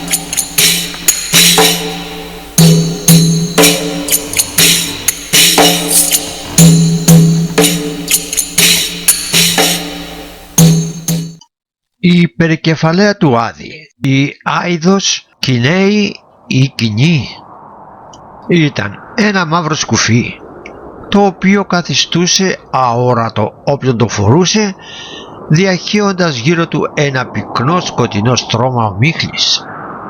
Αυτός βέβαια που το φορούσε είχε τη δυνατότητα να βλέπει και να διακρίνει με καθαρότητα τους πάντες και τα πάντα. Ένα αδιαπέραστο πέπλο αορασίας λοιπόν, το κουκουλοφόρο, ο οποίος για να γίνει και πάλι ορατός δεν είχε παρά να βγάλει την κοινή από το κεφάλι του. Ο Ησίοδος τη περιγράφει σαν φοβερή ζωφερή περικεφαλαία, ζωσμένη γύρω από τους κρόταφους του βασιλιά. Την περικεφαλαία του Άδη φορά ο Ερμής κατά την τιτανομαχία και αόρατος όπως γίνεται καταφέρνει κέραιο χτύπημα στο γίγαντα υπόλυτο. Αόρατη έγινε και η Αθηνά στην Ηλιάδα, φορώντας την εδώ σκηνή, και στέκεται δίπλα στο Διομήδη στολίζοντας το χέρι του εναντίον του Άρη, του προστάτη των Τρώων. Η Θεά τραυματίζει βαριά τον αδελφό της, ο οποίος βγάζει φοβερό μουγκριτό πόνου όσο 9.000 ή 10.000 άντρες μαζί. Αυτάρ Αθήνη, δίν εώς Κινέη, μην ήδη ο βρήμος Άρης. Ηλιάδα ε 844-845. Στου Άδη εκρύφθη η Θεά την περικεφαλαία και το γε χέρι λαβούσα Θεά γλακόπτης Αθήνη, όσεν υπερδίφριο ετώσιον εκθήνε. Ηλιάδα ε 853-854. Το έπιασε το χέρι της η γλαυκομάτα Αθήνη και από το θρόνο κάμαμε χαμένο αυτού να πέσει το δόρυ. Στον Περσέα επίσης δάνεισαν οι Νηριείδες το φοβερό μαγικό αυτό μέσον αορασίας για να καταφέρει να σκοτώσει τη Μέδουσα, χωρίς να γίνει αντιληπτός από τις άλλες γοργόνες, και έτσι να φέρει σε πέρα στην αποστολή που του είχε αναθέσει ο Πολυδέκτης. Η αιγίδα του Δία.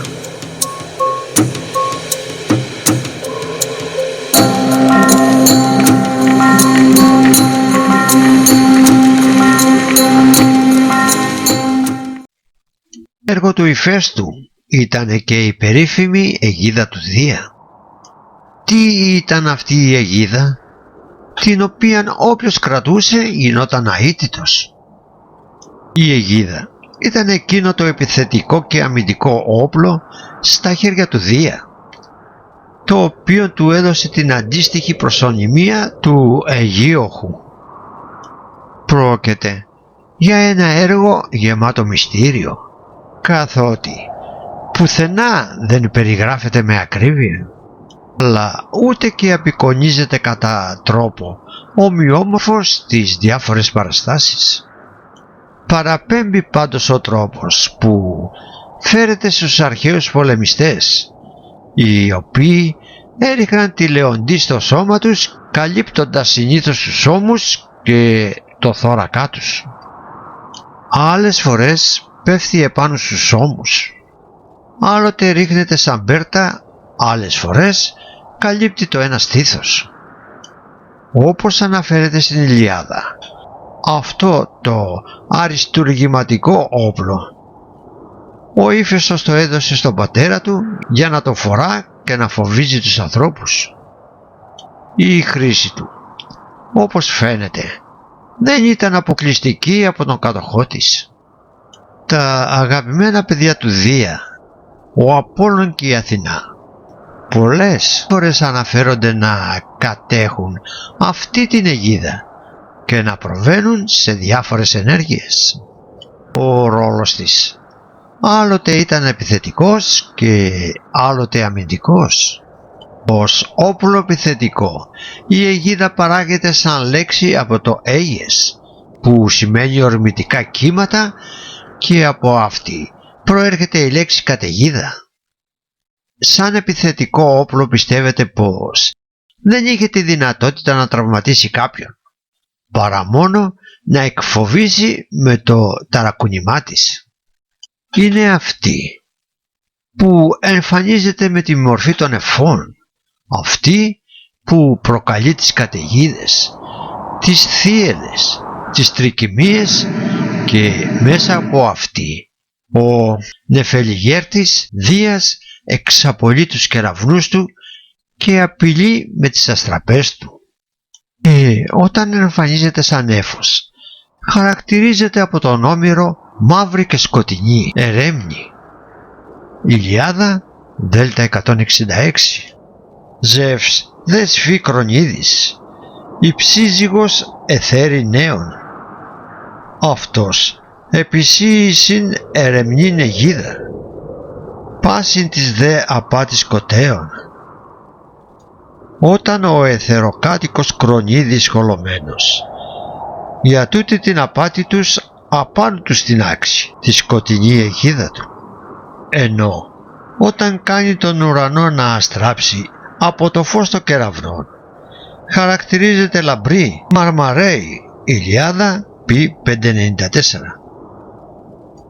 Και τότε άρα Κρονίδης ελτ αιγίδα θυσανόεσαν μαρμαρέιν, ήδη δε κατά νεφέεση κάλυψεν. Και τότε ο Ζεύς την κροσωτή αιγίδα κτηνοβόλο επήρε και όλοι εσκέπασαν με σύννεφον την είδη. Σαν όπλο αμυντικό, η αιγίδα σημαίνει την ασπίδα που παράγεται ετυμολογικά σαν λέξη από την έγα, κατσίκα, αφού κατασκευάζεται από το δέρμα της κατσίκας. Προερχόταν από δέρμα τερατόμορφης και αποκρουστικής κατσίκας, η οποία στη ράχη της είχε αποτυπωμένο το κεφάλι της γοργούς και την οποία η γέα είχε κρύψει σε ένα σπήλαιο. Όταν αδρώθηκε ο Δίας και έπρεπε να αντιμετωπίσει τους γίγαντες, η ίδια η γέα τον συμβούλεψε να κατασκευάσει ασπίδα από δέρμα κατσίκας, το οποίο ήταν άτρωτο και αδιαπέραστο ακόμα και από κεραυνό. Πράγματι, ο Ζεύς έγδαρε την κατσίκα και έδωσε το δέρμα της στον Ήφαιστο να του κατασκευάσει την αιγίδα. Και ο μάστορας Θεός γύρω από το κεφάλι της γοργούς αποθανάτησε την αλκή, το φόβο, την έρηδα και τον πόλεμο, καθιστώντας την ασπίδα τρομερή σε όποιον την αντίκριζε. Γύρω δε από αυτή κρέμασε 100 χρυσές φούντες, που η κάθε μια τους κόστιζε όσο μια εκατόμβη. Όσον αφορά την αιγίδα με την οποία πολλές φορές απεικονίζεται η Θεά Αθηνά, πιστεύετε πως επρόκειται για άλλη αιγίδα. Αυτό το φοβερό όπλο αρκετές φορές βρέθηκε στα χέρια του Απόλλωνα, όπως περιγράφει ο Όμηρος στην Ιλιάδα, όταν ο Αχιλλέας περιέφερε σε όλη τη Τρία το πτώμα του Έκτορα, σέρνοντάς το από το άρμα του. Ο προστάτης των Τρώων θεός Απόλλωνας το είχε ντύσει με τη μαγική αιγίδα για να το προστατεύσει από εκδορές και χτυπήματα, σεβόμενος τον νεκρό Έκτορα. Σε άλλη πάλι περίπτωση, ο θεός Απόλλων εμφανίζεται κρατώντας μια λαμπρή αιγίδα να γκρεμίζει τα τείχη των Αχαιών και να τους προκαλεί μεγάλες ζημιές. Η αιγίδα της Αθηνάς.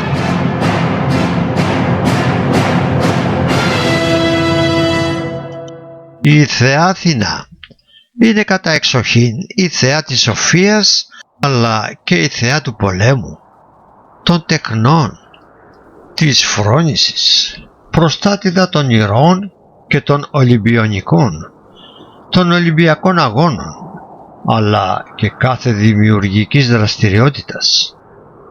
Είναι μεν φιλοπόλεμη, αλλά πάνω απ' όλα βάζει τη σύνεση και τη λογική, σε αντίθεση με τον Άρη που είναι πάντα παρορμητικός.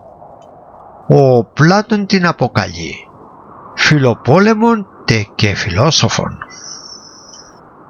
Τα επίθετα που της αποδίδονται σαν θεά του πολέμου είναι αγέστρατος, πρόμαχος, δορυθρασής, μηχανίτης, σώτηρα, νίκη, νικηφόρος, παλάς. Εκτός από το δεξί χέρι του πατέρα της, του Δία, στον οποίον πάντα συμπαραστέκεται και στέκεται στο πλευρό του, είναι και το δεξί χέρι του Ύφαιστου.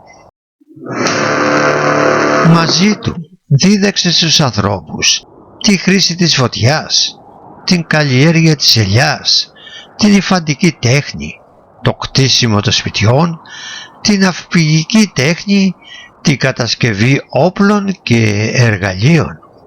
Ο μυστηριώδης τρόπος γέννησή της ως ήδη ενήλικη πολεμίστρια από το κεφάλι του πατέρα της, η ναυπήγηση του πλοίου της Αργούς με τις παράδοξες ιδιότητες, η κατασκευή του δούριου ύπου, η θωράκισή της με το δέρμα του γίγαντα Πάλαντα ή της Γοργόνας, με το κεφάλι της Μέδουσας που απολιθώνει με την πλεξούδα από τα μαλλιά της, που λύνει τις πολιορκίες, η χαλκινή ασπίθα με τη στυλπνή επιφάνεια που χρησιμεύει σαν καθρέφτης προς αποφυγή του μοιραίου, οι συχνές υπτάμενες εμφανίσεις της, η παρθενιά της, οι πολλαπλές μεταμφιέσεις της, όλα αυτά γεννούν πολλά ερωτηματικά ως προς την προσωπικότητά της, που παρουσιάζει πολλά μαγικά στοιχεία. Είναι η μοναδική από όλους τους θεούς που έχει πρόσβαση στο οπλοστάσιο του πατέρα της. Όπως αναφέρει ο Αισχύλος στις Ευμενίδες, σε πολλές παραστάσεις και σε νομίσματα της Μακεδονίας, των Αθηνών, των Λοκρών, των Συρακουσιών, απεικονίζεται να κρατά στο ένα χέρι της τη ασπίδα και στο άλλο τον κεραυνό αντί για δόρυ. Έχει επίσης την αποκλειστικότητα της χρήσης της αιγίδας του με την τερατώδη αποτρεπτική δύναμή της. Το συνηθέστερο επίθετο που της αποδίδεται από τον Όμηρο είναι γλαυκόπης, που σημαίνει πως έχει βλέμμα που αστραποβολά. Το άρμα της πολλές φορές παρουσιάζεται φλεγόμενο. «Ες δε όχι αφλόγια, ποσί βύσετο». Ανέβηκε στο φλεγόμενό της άρμα. Η ίδια δε εμφανίζεται να πετά, φορώντας τα ολόχρυσα πεδιλά της. Σαν να καβαλά κάποια συσκευή και να ύπταται πάνω από την επιφάνεια της γης. Την αιγίδα δεν την τρυπούσε ούτε κεραυνός του Δία. Έτσι, σε κάποια φάση του Τροϊκού πολέμου, όταν ο Άρης έριξε κατά πάνω της το κοντάρι του, όχι μόνο δεν μπόρεσε να τη χτυπήσει, αλλά εκείνη άρπαξε ένα βράχο και του τον πέταξε. Προσφορά του ήρωα Περσέα προς την Αθηνά για τη συμπαράσταση και τη βοήθεια που του έδωσε ήταν το κεφάλι της Γοργόνας, που από τότε εκείνη το στερέωσε στην αιγίδα της για να απολιθώνει τους εχθρούς της. Η αιγίδα της Αθηνάς είναι διαφορετική από του πατέρα της. Η Αθηνά τη ρίχνει στους ώμους της, σκεπάζοντας το ένα μέρος του στήθους της, ενώ το υπόλοιπο το τυλίγει στο αριστερό μπράτσο της, έχοντας για σπίδα. Κατασκευασμένη από τη δωρά του γίγαντα Πάλαντα, τον οποίον η θεά σκότωσε με το δόρι της στη γιγαντομαχία. Σύμφωνα με άλλους, έρχεται από το δέρμα της φοβερής Γοργούς, που σκότωσε ο Περσέας με τη βοήθεια της θεάς. Σύμφωνα με άλλη πάλι εκδοχή του Διόδωρου του Σικελιώτη, προέρχεται από ένα τρομερό θηρίο της Φρυγίας, την αιγίδα, το οποίο σκότωσε η Αθηνά και το έγδαρε. Πρόκειται για πλάσμα που προξενούσε φοβερές καταστροφές στη Φρυγία, κατακαίγοντας τη χώρα. Για να προστατέψει δε το σώμα της, αλλά και για να θυμίζει την αρετή της και τη δίκαια δόξα που απέκτησε με την εξόντωση του θηρίου, φορούσε τη δωρά του.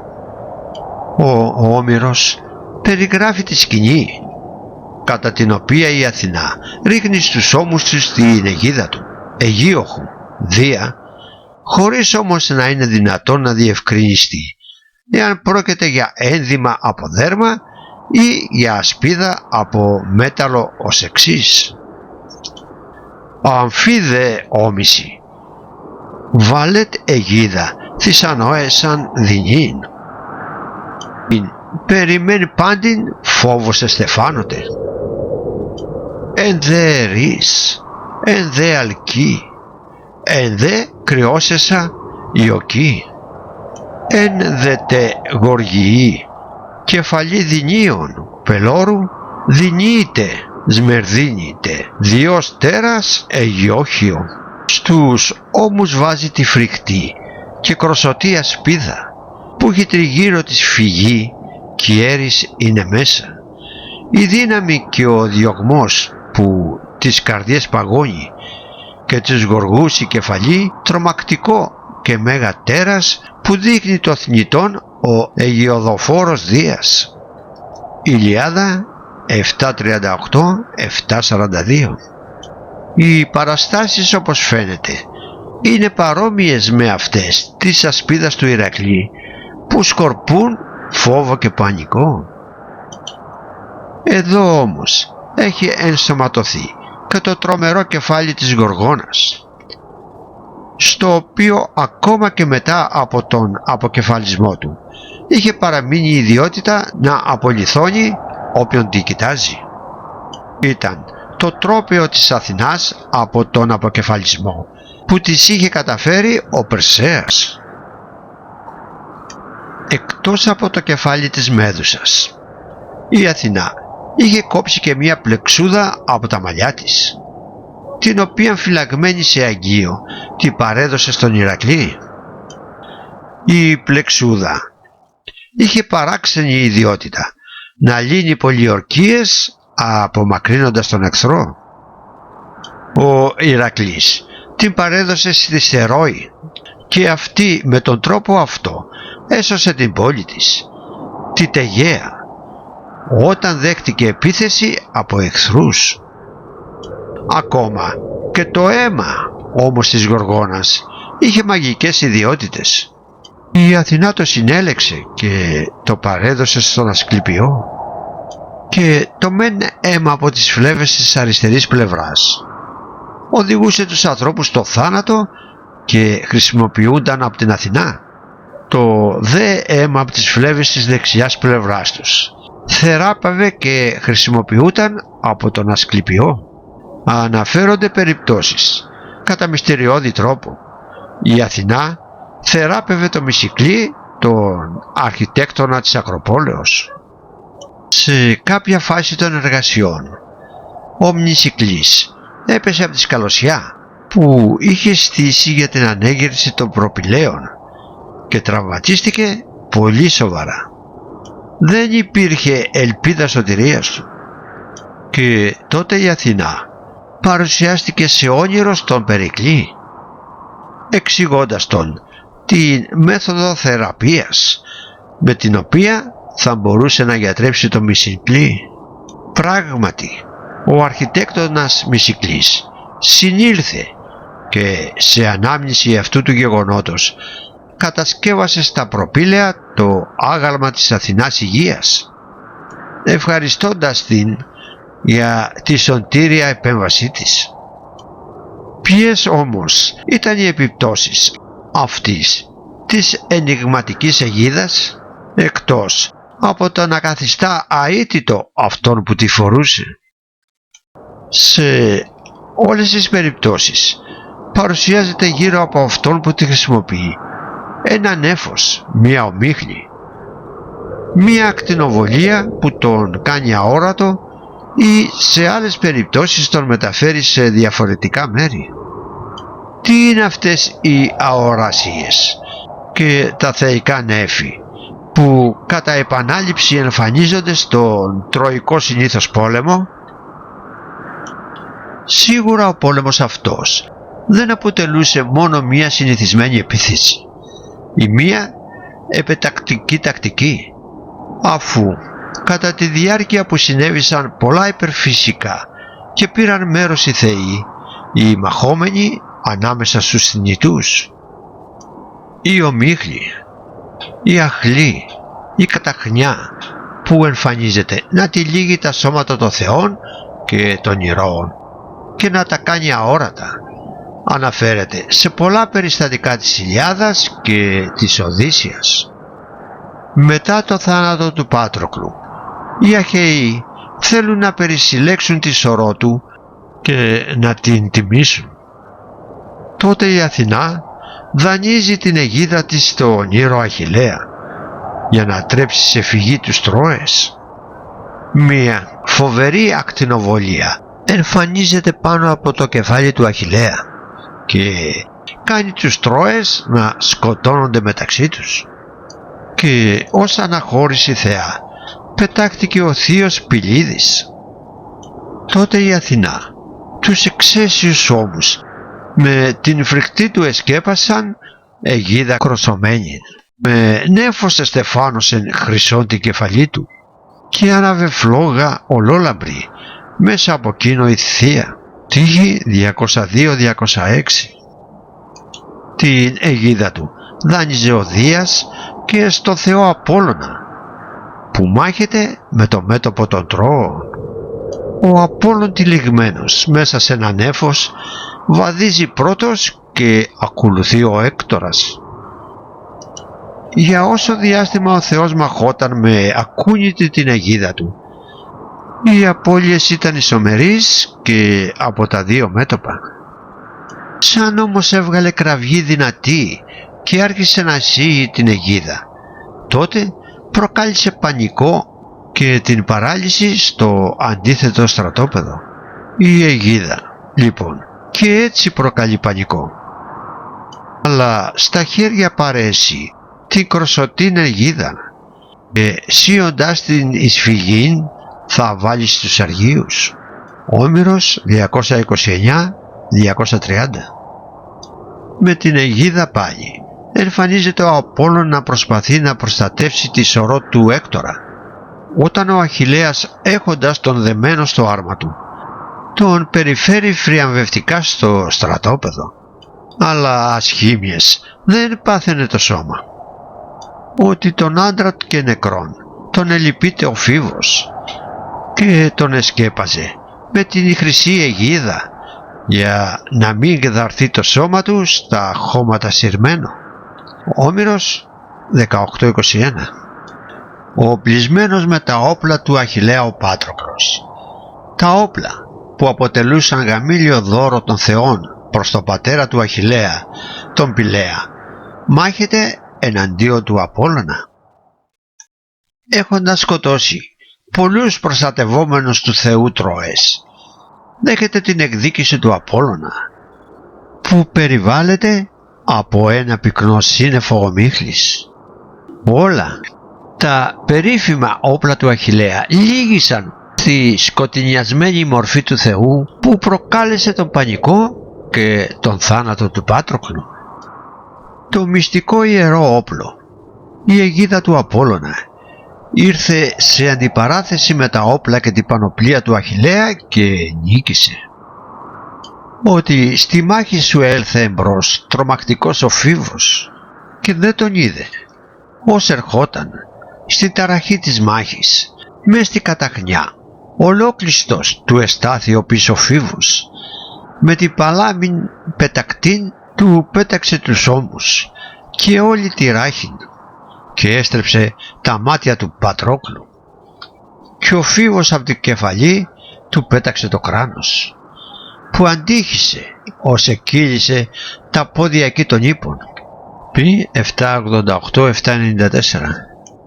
Φωτεινό νέφος, πορφυρή νεφέλη, καλύπτει τη Θεά Αθηνά όταν κατεβαίνει από τη θεϊκή κατοικία για να εμφυσίσει πολεμικομένους στους άντρες Αχαιούς, που διεξάγουν μάχη με τους Τρώες γύρω από τη σωρό του Έκτορα.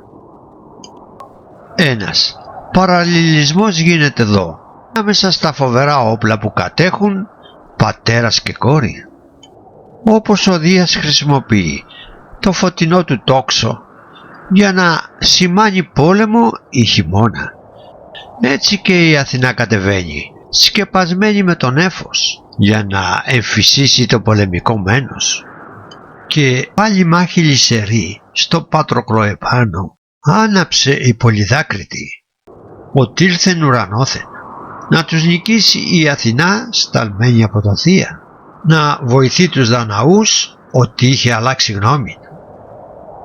Όταν από τον ουράνο τανίζει ο Μέγας Δίας τη λαμπροφόρα ήριδα εις τους θνητούς σημάδι πολέμου ή κακοχειμωνιάς, που τους ανθρώπους πάβει από τα έργα των αγρών και βλάπτει τα κοπάδια. Όμοια νεφέλη προφυρεί εδίθηκαν στα πλήθη, η σέβη αυτή των Αχαιών και εκαρδίωνε καθέναν. Π. 543-522. Ο Αίας ο Τελαμόνιος κάνει δέηση στο Δία να διαλύσει την ομίχλη, με την οποία έκανε να σκεπαστούν οι Αχαιοί και τα άλογά τους, και έτσι δεν υπήρχε ορατότητα για να πολεμήσουν. Δεν υπήρχε όμως και ορατότητα να βρει τον Αχιλλέα να του αναγγείλει τη φλιβερή είδηση σχετικά με τον θάνατο του φίλου του Πάτροκλου. Να ήταν κανείς το μήνυμα να φέρει τον Πηλίδιν γρήγορα, ότι δεν θαρώ να το έχει μάθει ακόμα το φλιβερό πως έχασε τον ακριβόν του φίλον. Αλλά να εδώ δεν δίναμε των Αχαιών κανέναν, ότι και αυτούς και τ' άλογα σκοτάδι περιζώνει. Πατέρα, από τα Αχαιόπαιδα σύ διάλυσε το σκότος. Ξαστεριά κάμε, ευδόκησε να βλέπουν οι οφθαλμοί μας, και αφού το θέλεις χάσε μας καν εις το φως του ήλιου. Αυτά πε και συμπόνεσε το κλάμα του ο πατέρας, και ευθύς του σκόρπισεν εκείθεν την μαυρίλα. Έλαψε ο ήλιος και έδειξε γύρω τη μάχην όλη. Π. 640-650. Με ομίχλη είχε καλύψει η Θεά Αθηνά το Διομήδη, όταν απείλησε να σκοτώσει τη Θεά Αφροδίτη και το γιο της Ενία. Με μεγάλη ανδρεία ο Διομήδης μαχόταν εναντίον του Ενία και τον έριξε στη γη, χτυπώντας τον με μια μεγάλη πέτρα. Η Αφροδίτη σπέβει προς βοήθεια του γιού της, αλλά ο Διομήδης δεν διστάζει να πληγώσει τότε και την θεά. Ο ήρωας συνεχίζει την επίθεση εναντίον του Ενία, επιχειρώντας 3 φορές να τον αρπάξει μέσα από τα χέρια του Απόλλωνα. Τότε επεμβαίνει η θεά Αθηνά για να εκτονώσει την κατάσταση και περιβάλλει το Διομήδη με καταχνιά. Σε ανάμνηση αυτού του γεγονότος, όταν ο Διομήδης επέστρεψε στην πατρίδα του το Άργος, έστησε προς τιμήν της θεάς Αθηνάς το ναό της, Αθηνάς της Οξυδερκούς. Η Αφροδίτη για αντίπεινα ενέβαλε το σφοδρό έρωτα στην καρδιά της συζύγους του Αιγιάλης για άλλον άντρα. Και ο θεός Ποσειδώνας όμως, σαν κάτοχος του ιερού όπλου της Τριένας, πολλές φορές περιβάλλεται με τη θεϊκή ομίχλη. Έτσι, μαζί με τους υπόλοιπους θεούς, κάθεται στα Ηράκλεια τείχη της Τρίας και είναι και αυτός περιβεβλημένος στους ώμους με σύννεφο αδιαπέραστο, άρρηκτον νεφέλιν. Ο Ποσειδώνας είναι αυτός, σύμφωνα με την αφήγηση που κάνει ο Νέστορ προς τον Πάτροκλο, που του έσωσε τους 2 αδελφούς Ακτορίωνες κατά τη μάχη τους με τον Νέστορα, σκεπάζοντάς τους με πυκνή ομίχλη. Οι δίδυμοι Ακτορίωνες ήταν παιδιά του Ποσειδώνα και της Μολιώνης. Αναφέρονται σχεδόν πάντοτε στο διοικό αρθιμό με το πατρόνυμό τους Ακτορίωνε ή με το μητρόνυμό τους Μολιώνε. Ήταν πολύ γενναίοι και διέθεταν εξαιρετική σωματική διάπλαση. Οι ποιητές μας μετά τον Όμηρο τους περιγράφουν σαν ενωμένους σε ένα σώμα με 2 κεφάλια, 4 πόδια και 4 τεράστιους βραχίονες. Αναφέρουν μάλιστα πως ήταν γεννημένοι από ένα ασημένιο αυγό από τον Ποσειδώνα και τη Μιλιώνη, όπως και οι Διόσκουροι, τα παιδιά της Λιτούς. Η νεανική τους ηλικία είναι γνωστή από τους πολεμικούς και ειρηνικούς αγώνες που είχαν δώσει με τον Νέστορα. Όπως ο ίδιος ο Νέστορ περιγράφει, στο πόλεμο που διεξαγόταν μεταξύ Ηλίων και Πηλίων, οι δίδυμοι ήταν ακόμα άπειροι από την πολεμική τέχνη και έτσι ήταν σίγουρο πως ο Νέστορ θα τους σκότωνε εάν δεν επενέβαινε ο κοσμοσύστης πατέρας τους και δεν τους έσωζε απλώνοντας γύρω τους τη σκοτεινή ομίχλη. Και ακόμα τους Μιλιώνας θα εφώνευε, αλλά ο Μέγας, ο Ποσειδών, πατέρας των, τους έσκεπε με ομίχλη. Α750-753. 10. Ο Ποσειδώνας στέκονταν ανάμεσα στους 2 έαντες, τον Τελαμόνιο και τον Οηλαίος. Παίρνει τη μορφή του Μάντι Κάλχαντα και τους παρακινεί να έρθουν σε σύγκρουση μαζί με τους Τρώες, χτυπώντας μάλιστα την τριενά του. Τους κάνει πανάλαφρους και πετά μπροστά από τα μάτια τους. Οι 2 ήρωες αντιλαμβάνονται πως επρόκειτο για το Θεό, αφού οι μεταμφιέσεις των θεών ήταν κάτι συνηθισμένο.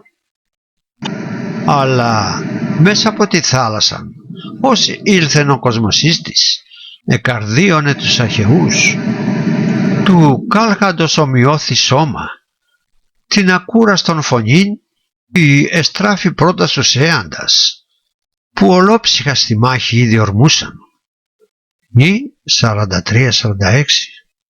Η απομάκρυση από το πεδίο της μάχης του Τρώα ήρωα Αγίνορα, του γιου του Αντίνορα, γεννά πολλά ερωτηματικά. Ο θεός Απόλλων, ο προστάτης των Τρώων, όχι μόνο το σκέπασε με πυκνό νέφος για να το προφυλάξει από τα χτυπήματα του Αχιλλέα, αλλά το μετέφερε και εκτός πεδίου μάχης. Πρόκειται εδώ, στην προκειμένη περίπτωση, για εφαρμογή των θεωριών της τεχνικής, της αφάνειας και της μεταφοράς στο χώρο-χρόνο. 12. Και άλλοι, απομακρυσμένοι όμως από το πεδίο της μάχης, καταφέρνει η θεά Αφροδίτη με τη βοήθεια πάλι του σύννεφου που καλύπτει το Πάρη, κατά την μονομαχία του Πάρη με το Μενέλαο. Οι δύο άνδρες ήρωες μάχονται στεναρά. Ο Μενέλαος χτυπά με το ξύφος του το κράνος του Πάρη, αλλά αυτός γλιτώνει. Τότε ο Μενέλαος τον πιάνει από το λοφείο της περικεφαλαίας και τον σέρνει προς τους Αχαιούς. Η Αφροδίτη όμως, προστάτηδα του Πάρη, σπάζει το λουρί της περικεφαλαίας και έτσι στα χέρια του Μενέλαου μένει μόνο το άδειο κράνος. Ο Μενέλαος επιτίθεται ξανά, αλλά την στιγμή που πάει να καταφέρει κέριο πλήγμα κατά του Πάρη, η Αφροδίτη τυλίγει τον προστατευόμενό της με ένα σύννεφο και τον φέρνει στο θάλαμο της Ελένης. Αλλά εύκολα, ως θέανα τον σήκωσε η Αφροδίτη. Η καταχνιά τον έζωσε και μες των μυροβόλων θάλαμων τον εκάθισαν. Και η ίδια η Ελένη ευγήκε να καλέσει ευθύς. Γάμα 381-384. 13. Πολλές είναι οι εμφανίσεις της θεϊκής αυτής ομίχλης και στην Οδύσσια. Έτσι, όταν ο Οδυσσέας φτάνει στο νησί των Φεάκων, η θεά Αθηνά στέλνει μία ομίχλη να τον καλύψει και ο Οδυσσέας κίνησε να πάει προς την πόλη και με αγάπη η Αθηνά σκορπούσε γύρω Αντάρα. Κάποιος άνδριος Φεάκας μήπως τον συναντήσει. Και ποιος είναι, ροντώντας τον ενόχληση του δώσει. Οδύσσια ήταν 14-17. 4. Ο Οδυσσέας, έχοντας οδηγό του την Αθηνά, ξεκινά να φτάσει στο ανάκτορο του βασιλιά Αλκίνοου, ενώ είναι ακόμα αόρατος. Αφού η Αθηνά τον έχει τυλιγμένο μέσα σε αχλήν θεσπεσίν.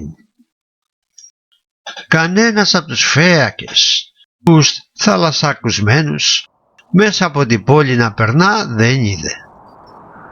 Η Παλάδα, η οριοπλέξουδη θεά, δεν άφηνε. Με Αντάρα θαυματουργή τον σκέπαζε, γιατί τον αγαπούσε.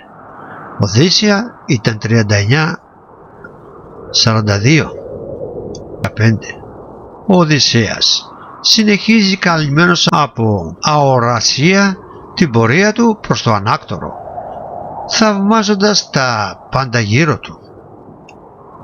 Και όταν αγγίζει τα γόνατα της βασίλισσας Αρήτης, τότε ως μαγεία η Αντάρα λύνεται και ο Οδυσσέας ξαναγίνεται ορατός.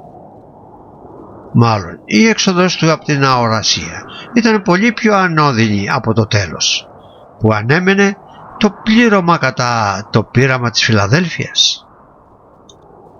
Πέρασε ο Πολύπαθος στο σπίτι Οδυσσέας, με Αντάρα γύρω του πυκνή που έχει η Παλάδα, ως ότου στον Αλκίνο, και στην Αρίτη φτάσει, τα χέρια του άπλωσε με μιας στα πόδια της Αρήτης, και τότε πια σκόρπισε η θεά Αντάρα. Οδύσσια ήταν 139-143. Το πείραμα της Φιλαδέλφεια.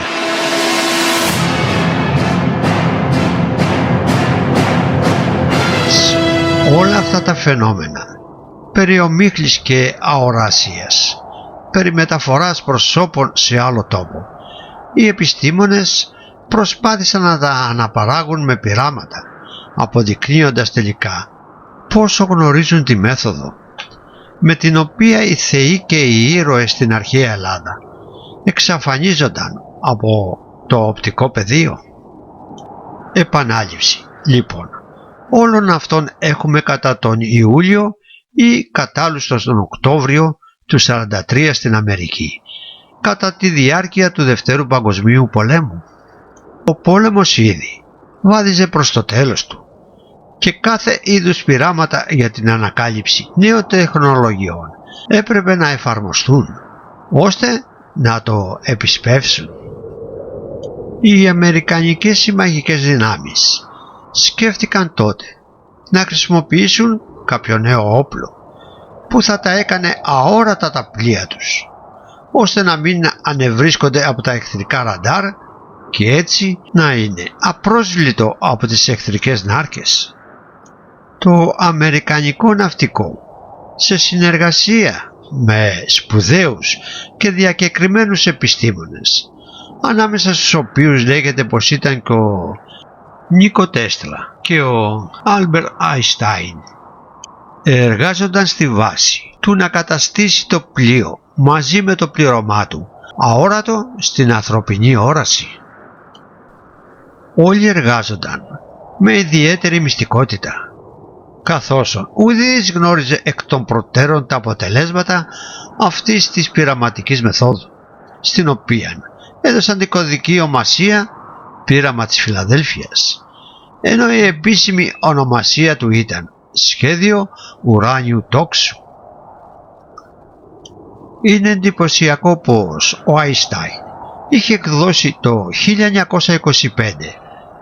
μία εργασία σχετικά με τη θεωρία του ενεργοποιημένου πεδίου, αλλά 2 χρόνια αργότερα την απέσυρε για ανθρωπιστικούς λόγους και μάλιστα προσπάθησε να αποτρέψει τον πρόεδρο των ΗΠΑ στην εφαρμογή των αποδεδειγμένων θεωριών του.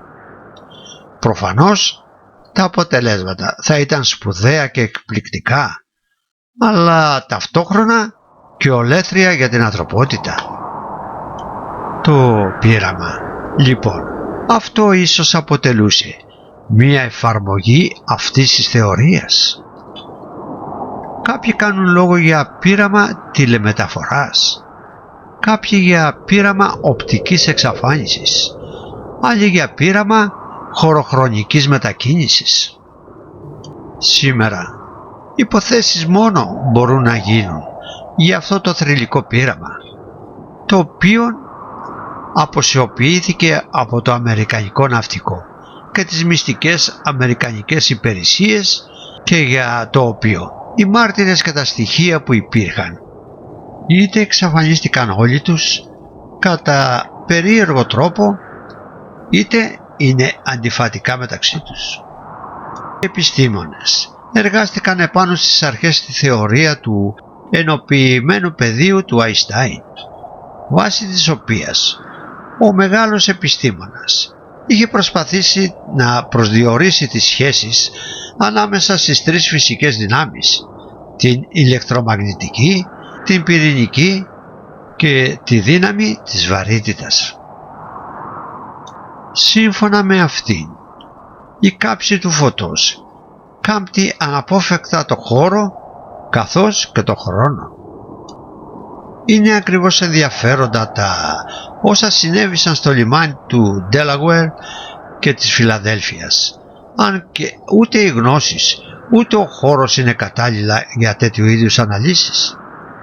Η μαζική εισρωή εξάλλου ανακριβών πληροφοριών, η μυστηριώδης εξαφάνιση μαρτύρων και ερευνητών, καθώς και η εσκεμμένη παραπληροφόρηση που επικηρύθηκε από την Αμερικανική Υπηρεσία Πληροφοριών και από διάφορους επίδοξους επαγγελματίες ρίχνουν ακόμα περισσότερο ομίχλη στο πείραμα, που αυτού του είναι ομιχλώδες.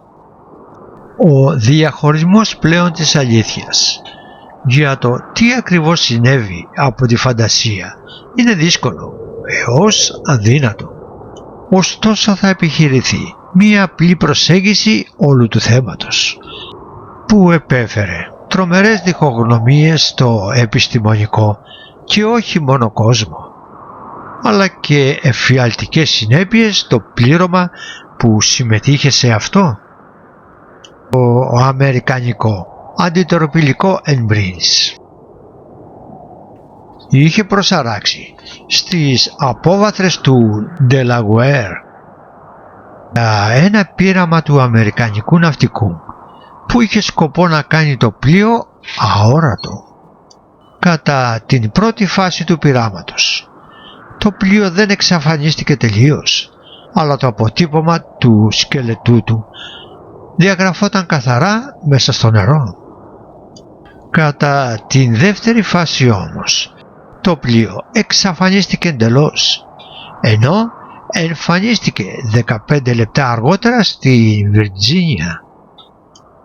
Πολλοί είναι εκείνοι που ισχυρίζονται πως ήταν το αντιτορπιλικό μέσα στη βάση του Νόρφολκ, χωρίς όμως κανένας τους δεν είχε δει να εισπλέει ή να αποπλέει από την ναυτική βάση.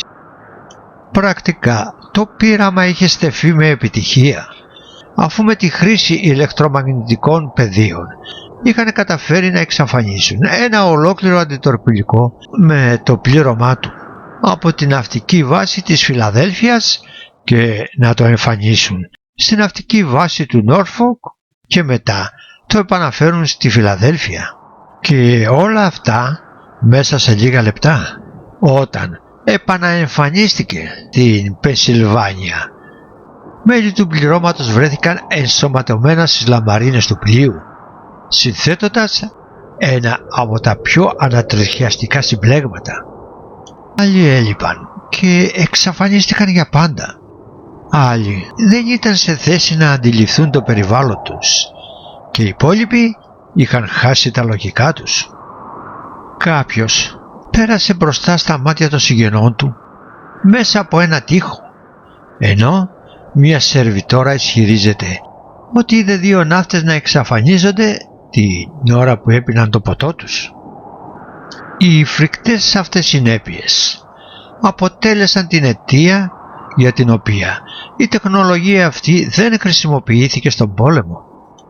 Μετά το πέρας της επιχείρησης, το αμερικανικό ναυτικό προέβη σε έκδοση επίσημης ανακοίνωσης, αλλά πέρα από αυτή δεν υπήρξε δυνατή επικοινωνία με οποιοδήποτε μέλος του πληρώματος για την παροχή επιπλέον πληροφοριών, αποσαφηνήσεων και διευκρινήσεων.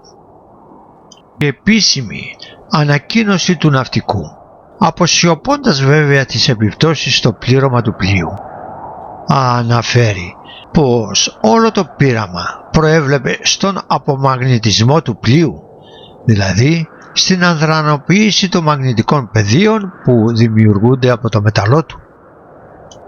Αυτό θα επιτυχανόταν με τη περιτύλιξη του σκελετού του σκάφους με σύρμα, που θα το καθιστούσε αόρατο στις υποβρύχιες μαγνητικές νάρκες, οι οποίες για να πυροδοτηθούν στηρίζονται στους αισθητήρες αιγύτητας που ανιχνεύουν μαγνητικά πεδίο γύρω από το πλοίο. Η αρχική επομένως επιδίωξη, σύμφωνα με την ανακοίνωση του ναυτικού, ήταν το αντιτορπιλικό να διασχίζει ακίνδυνα παγιδευμένες νάρκες, περιοχές οι οποίες δεν είχαν τη δυνατότητα να εντοπίσουν. Δεν θα συνέβαινε όμως το ίδιο με τα ραντάρ και την όραση, όπου δεν θα υπερχόταν καμία μεταβολή προς την ορατότητα του πλοίου. Εκ πρώτης όψεως φαινόταν μια εύλογη εξήγηση αν λάβει κανείς υπόψη του πως ο απομαγνητισμός πλοίων αποτελούσε μια γνωστή ήδη τεχνική. Πριν λίγα χρόνια, κάποιος Ούγγρος επιστήμονας διαβεβαίωνε πως η βάση της θεωρίας του ηλεκτρομαγνητικού πεδίου ήταν σε θέση να καταστεί αθέατο κάποιο αντικείμενο από σχετική μικρή απόσταση. Τα πειράματά του απέδειξαν την αλήθεια των λεγόμενών του. Πράγματι, όταν το αντικείμενο περιβληθεί με ηλεκτρομαγνητικό στρώμα, δεν αντανακλά πλέον τις φωτεινές ακτίνες που πέφτουν επάνω του και έτσι πάβει να είναι ορατό, αφού Η όραση δεν συλλαμβάνει ακτίνες που δεν πέφτουν στο πεδίο της.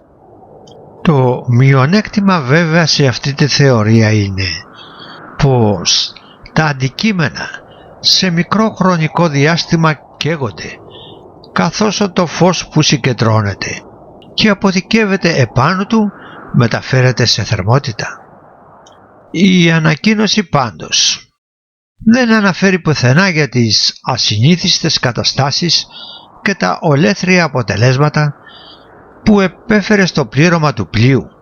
Έτσι λειτουργήσε καθησυχαστικά στην πλειοψηφία του κοινού. Ωστόσο, οι επιστήμονες δεν συμφωνούσαν με αυτό το ανακοινωθέν. Η αλήθεια ήταν πως το πλοίο είχε εξαφανιστεί από τη Φιλαδέλφια και ταξιδεύοντας με επιτυχία στο χωροχρόνο εθεάθη μετά από 15 λεπτά στο North Floor της Βιρτζίνιας. Ένα τεράστιο επιστημονικό άλμα φαίνεται πως είχε επιτευχθεί. Έτσι αναπτύχθηκαν οι θεωρίες της τεχνικής αφάνειας, της μεταφοράς στο χώρο-χρόνο, στηριζόμενες στην άποψη πως οι εργασίες απέβλεπαν στη δημιουργία γύρω από το αντιτορπιλικό ενός ισχυρού μαγνητικού πεδίου με σκοπό να γίνει αόρατο.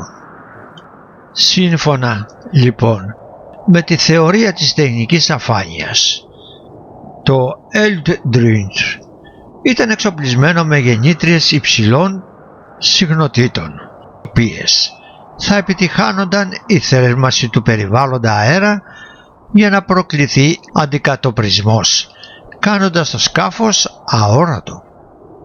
Η αορασία του πλοίου θα οφειλόταν στην οφθαλμαπάτη, που να προκαλείται από την υπερθέρμανση του νερού, η οποία ταυτόχρονα προκαλεί και μία πράσινη ομίχλη σαν αυτή που δημιουργήθηκε γύρω από το αντιτορπιλικό. Πρόκειται άραγε για την ίδια γαλαζιοπή ομίχλη, την εφέλη ή την αχλή που περιέβαλε τους ήρωες του Ομήρου? Ωστόσο, το φαινόμενο αυτό συμβαίνει και με φυσικό τρόπο, όταν δημιουργούνται οι κατάλληλες συνθήκες. Έχουν αναφερθεί μάλιστα περιπτώσεις όπου ολόκληρα νησιά χάθηκαν από την όραση. Η γεννήτρια αυτών των υψηλών συχνοτήτων, εκτός από την υπερθέρμανση του περιβάλλοντα αέρα, προκαλεί σοβαρή βλάβη στον εγκέφαλο, ειδικά όταν τα άτομα βρίσκονται σε απόσταση κοντινή. Επομένως, βάσει αυτής της θεωρίας είναι δικαιολογημένες οι σωματικές και ψυχικές βλάβες που εκδηλώθηκαν σε όλα τα μέλη του πληρώματος μετά το πείραμα. Αυτή η θεωρία της τεχνικής αφάνειας δεν είχε σχέση με την αναδίπλωση χώρο-χρόνου, με καμία περίπλοκη διαδικασία παρόμοιας φύσης. Παρόλο που είναι πιστευτή, δεν είναι σε θέση να δώσει εξηγήσεις για το γεγονός πως το πλοίο θεάθη στη Βιρτζίνια από το πλήρωμα άλλου επιβατικού πλοίου μετά από 15 λεπτά από την εξαφάνισή του από τη Φιλαδέλφια, ή ακόμα το γεγονός πως μέλη του πληρώματος βρέθηκαν ενσωματωμένος στο κέλεφος του πλοίου ή δεν βρέθηκαν καθόλου. Δεύτερη, περισσότερη ενδιαφέρουσα και πρωτοποριακή θεωρία που αναπτύχθηκε σχετικά είναι αυτή της μεταφοράς στο χώρο-χρόνο. Σύμφωνα με αυτήν, το αντιτορπιλικό πράγματι εξαφανίστηκε και τηλεμεταφέρθηκε μέσα στο χώρο και χρόνο. Συσμένη στη θεωρία του Αϊνστάιν σχετικά με την κάψη του φωτός, υποστηρίζεται πως γύρω από την περιφέρεια του πλοίου περιτυλίχθηκε σύρμα, από το οποίο διήλθε εναλλασσόμενο ρεύμα που προκάλεσε τη δημιουργία τεράστιου ταλαντευόμενου μαγνήτη. Ο μαγνήτης αυτός προκάλεσε ισχυρότατο μαγνητικό πεδίο γύρω από το πλοίο. εξαιτίας του οποίου κάμφθηκε όχι μόνο το φως, αλλά και ο ίδιος ο χώρος χρόνος, και τα μυστήρια σχετικά με το αντιτορπιλικό συνεχίστηκαν. Το πλοίο λίγα χρόνια αργότερα μεταπολύθηκε στο ελληνικό ναυτικό με το ονομαζόμενο Σελέον, αλλά η ονομαστική του χωρητικότητα είχε αυξηθεί κατά 300 τόνους. Αυτό σημαίνει πως είχε αφαιρεθεί ηλεκτρονικός εξοπλισμός από το εσωτερικό του, προφανώς για να αποκρύβουν ορισμένα μυστικά που θα έριχναν φως στην υπόθεση. Αναφέρθηκαν όμως διάφορα άλλα περίεργα συμπτώματα. Έλειπαν σελίδες από το ημερολογιό του. Υπήρχαν προβλήματα στον ασύρματο. Διάφορες ασθένειες, σοβαρές και μη, παρουσιάστηκαν στα μέλη του πληρωματός του. Και η σημερινή του τύχη όμως παραμένει μυστήριο. Άλλοι ισχυρίζονται πως βρίσκεται παροπλισμένο στην Αμερική, όπου εκτελεί χρέη μουσείου. Άλλοι πως πριν λίγα χρόνια βρίσκονταν παροπλισμένο στο λιμάνι της Χούδας όταν κάποιος ζήτησε την άδεια να το κινηματογραφήσει. Πουλήθηκε για παλιοσίδερα. Η υπόθεση της έρευνας είχε ξεκινήσει από τον δόκτορα Τζίσαπ, επιστήμονα συγγραφέα, ο οποίος είχε λάβει κάποιο γράμμα σχετικό με το πείραμα από κάποιο άγνωστο ονόματι Αλέντε.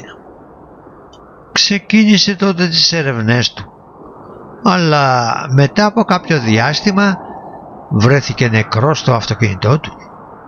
Ο θάνατός του αποδόθηκε σε αυτοκτονία από τις αναθυμιάσεις της μηχανής του αυτοκινήτου του, ενώ κάποιο σημείωμα με σχετικές σημειώσεις του εξαφανίστηκε. Η μετέπειτα νεκροψία του έδειξε πως βρισκόταν σε κατάσταση μέθης, πράγμα που αποκλεί να προμελέτησε τόσο καλά την αυτοκτονία του, έτσι όπως περιγραφόταν στο αστυνομικό δελτίο. Τις περιγραφές του Αλέντε αναφέρει πως ήταν απτότης μάρτυρας όταν το Φίνσταϊν μεταφέρθηκε στο Νόρφολκ.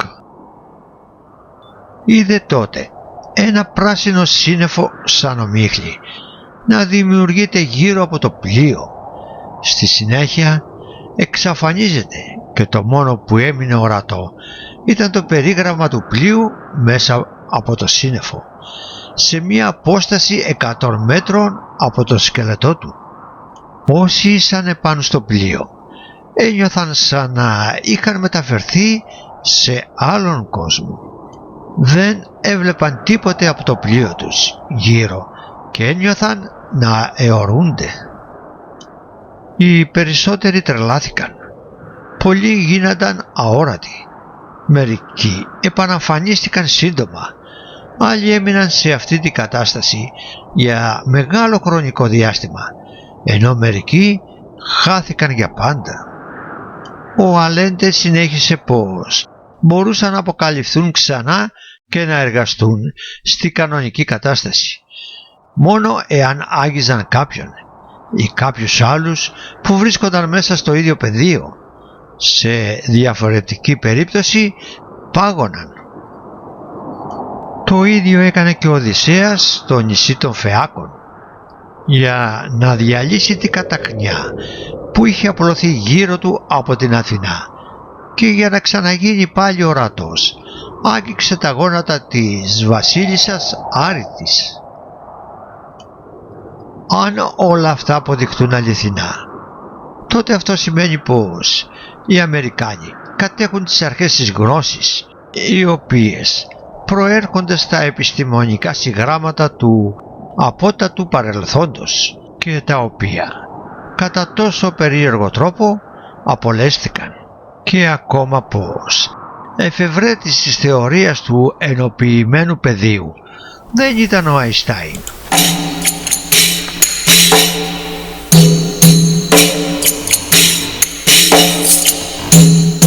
Και συνεχίζουμε με τα όπλα του Ηρακλή. Περίφημο και σύγχρονο τελείως παράδοξο όπλο στα χέρια του Ηρακλή.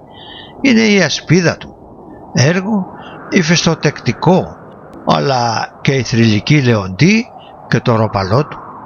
Σαν γιος του πατέρα των ανδρών τεθεών, ο Ηρακλής έπρεπε να είχε αρματοσιά ανάλογη με τον πατέρα του. Η ασπίδα, λοιπόν, το φοβερό και υπέροχο αυτό κατασκεύασμα του ηφαίστου, η μαγική Λεόντη και η παράξενη ιδιότητα, αλλά και τα μυστήρια τόξα, κατέστησαν τον Ηρακλή ανίκητο και του χάρισαν τελικά την αθανασία. Η ιδιαίτερη περιγραφή για αυτήν την περίφημη ασπίδα γίνεται στο επικό ποίημα που αποδίδεται στον Ησίοδο, Ασπής Ηρακλέους, όπου περιγράφεται η μάχη του Ηρακλή με τον Κύκνο, γιο του Άρη. Ήταν κατασκευασμένη από αστραφτερό μέταλλο, τιτάνιο, από ελεφαντόδοντο και από κεχριμπάρι. Παρόλα αυτά όμως ήταν ελαφριά σαν πούπουλο. Ποτέ κανένας δεν είχε κατορθώσει να την διατρυπήσει, αφού καθιστούσε το κάτοχό της ανίκητο.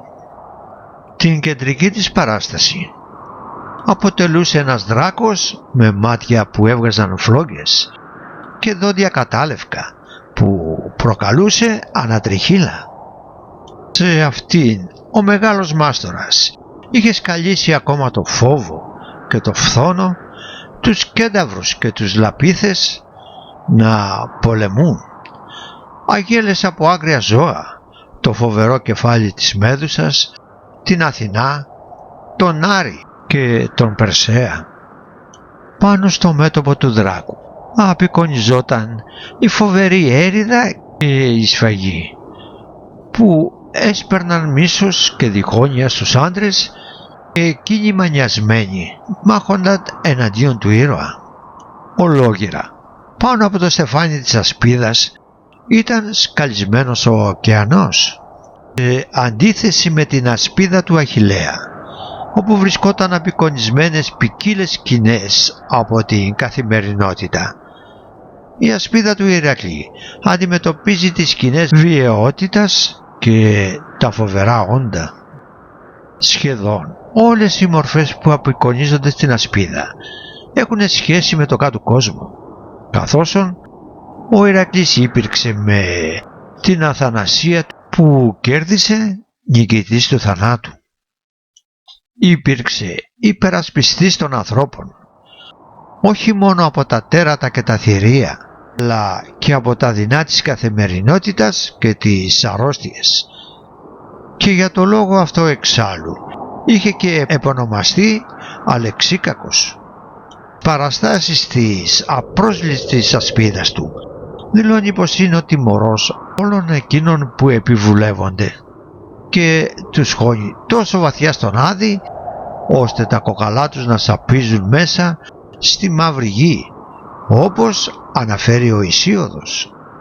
Ίσως η ασπίδα, αποτελώντας ιερό όπλο, να διέθετε τις ίδιες ιδιότητες με εκείνες που διέθεταν τα ιερά όπλα στους Δελφούς, που κατατρόπωναν τους ιερόσυλους, στέλνοντας τους πανικό και παράκρουση. Ίσως και να ήταν όχημα που μετέφερε τον Ηρακλή στα ταξίδια που πραγματοποιούσε μέχρι τα πέρατα του κόσμου.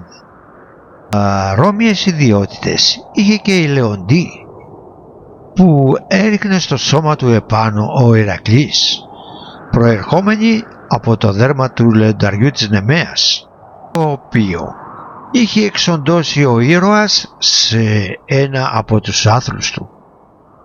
Η μυστική της ιδιότητα έγκυται στο γεγονός που καθιστούσε άτρωτο όποιον τη φορούσε, αφού άτρωτος ήταν και ο Ηρακλής, αλλά και ο σπουδαίος ήρωας Έαντας. Ο Έας ο Τελαμόνιος ήταν γιος του Εακίδη και ένας από τους μεγαλύτερους ήρωες του Τροϊκού πολέμου, απέχοντας ελάχιστα σε γενναιότητα από τον ξάδελφό του Αχιλλέα. Πράγματι, Οι δύο ήρωες είχαν πολλά κοινά χαρακτηριστικά, όπως παρουσιάζει ο Όμηρος. Έχουν την ίδια τόλμη, την ίδια ευγένεια, την ίδια παρορμητικότητα, αλλά επίσης και από ένα άτρωτο σημείο στο σώμα τους. Τον καιρό της γέννησης του Έαντα στη Σαλαμίνα έτυχε να βρίσκεται εκεί ο Ηρακλής, φίλος του πατέρα του, ο οποίος πήρε στην αγκαλιά του το νεογέννητο, το σκέπασε με τη Λεοντή και ευχήθηκε στο Δία να γίνει άτρωτος. Πράγματι, ο Αίας έγινε άτρωτος, εκτός από ένα σημείο στα πλευρά του, κοντά στη μασχάλη, όπου δεν τον είχε καλύψει η Λεοντή.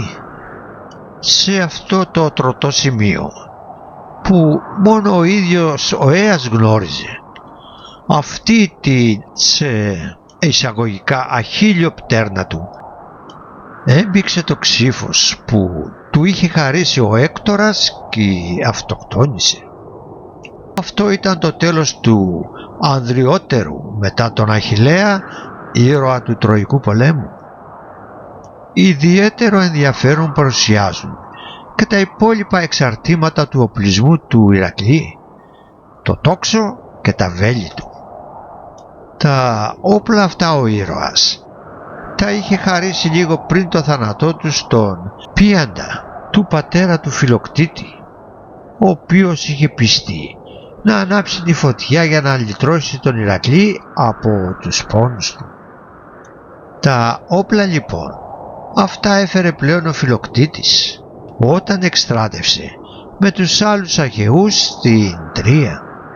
Καθ' οδόν όμως ο ήρωας δακώθηκε από φίδι και επειδή λόγω της ύψης του τραύματός του απέδιδε τρομερή δυσοσμία. Αποφασίστηκε η εγκατάλειψή του στη Λίμνο, όπου για 10 χρόνια ζούσε σε άθλια κατάσταση. Σύμφωνα όμως με το χρησμό του Μάντι Έλενου, η Τρία δεν επρόκειται να κυριευθεί χωρίς τα όπλα του Φιλοκτήτη, δηλαδή του Ηρακλή. Έτσι, μία αντιπροσωπεία από τον Οδυσσέα και τον Νεαπτόλεμο, ίσως και τον Διομήδη, έφτασαν στη Λίμνο και παρέλαβε το Φιλοκτήτη. Και αυτός μόλις θεραπεύθηκε κατάφερε με το τόξο του κέριο πλήγμα στο πάρη, με αποτέλεσμα να πέσει η Τρία. Ποια δύναμη λοιπόν έκρυβαν αυτά τα όπλα, χωρίς τα οποία δεν ήταν δυνατόν επί 10 ολόκληρα χρόνια να κυριευθεί η Τρία από τους Αχαιούς.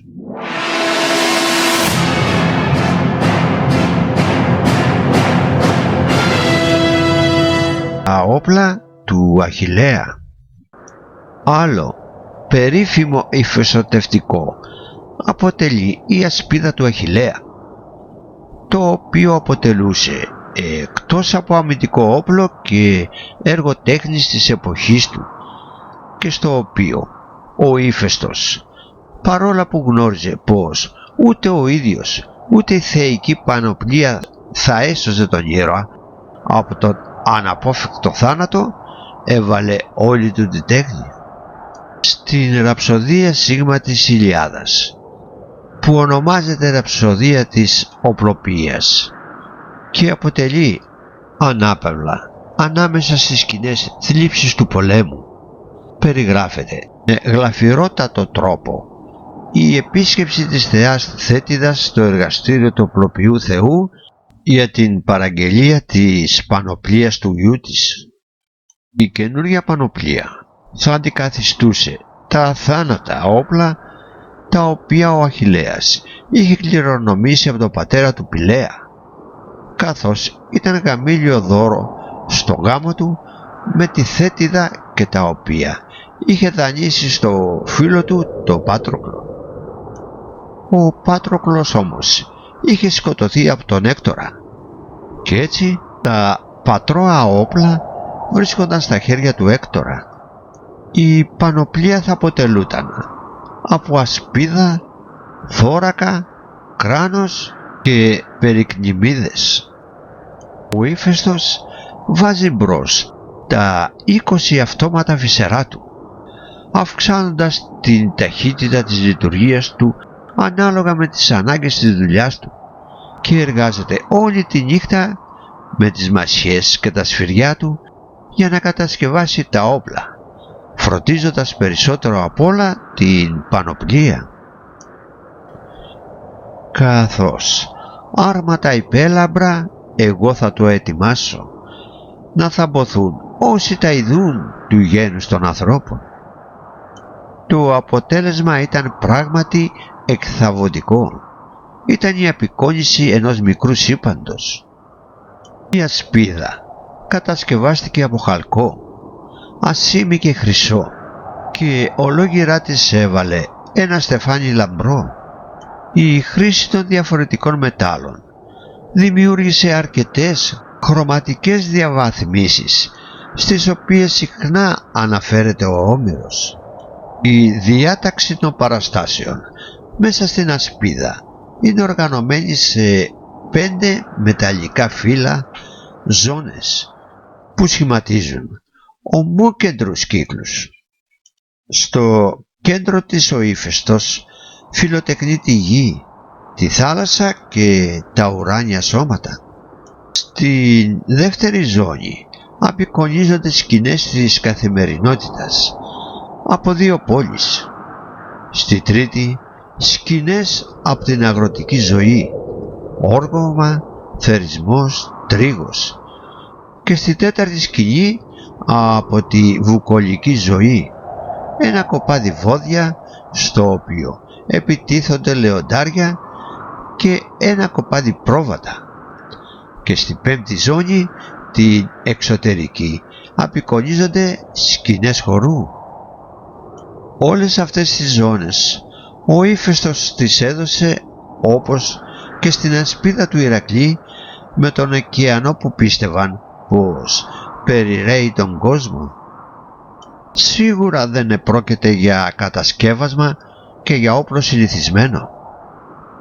Αν μάλιστα ληφθούν υπόψη και οι επιπτώσεις τις οποίες επέφερε η μη απόκτηση από τον υποψήφιο κτήτορά της Έαντα μετά το θάνατο του Αχιλλέα. Μετά τον θάνατο του Αχιλλέα, λοιπόν, η μητέρα του Θέτης παρέδωσε την πανοπλία του γιού της για να δοθεί σαν βραβείο σε εκείνον από τους Αχαιούς, οι οποίοι είχαν συνεισφέρει περισσότερα στον αγώνα ή είχαν μεριμνήσει περισσότερο από όλους για την διάσωση της ορός του γιού της. Τότε, από συμβουλή του σοφού Νέστορα, συνεκλήθη το συμβούλιο από σημαίνοντες Τρόες, εχμαλώτους, οι οποίοι θα ήταν περισσότερο αντικειμενικοί να αποφασίσουν ποιον από τους 2 θα έπρεπε να παραδοθεί η πανοπλία.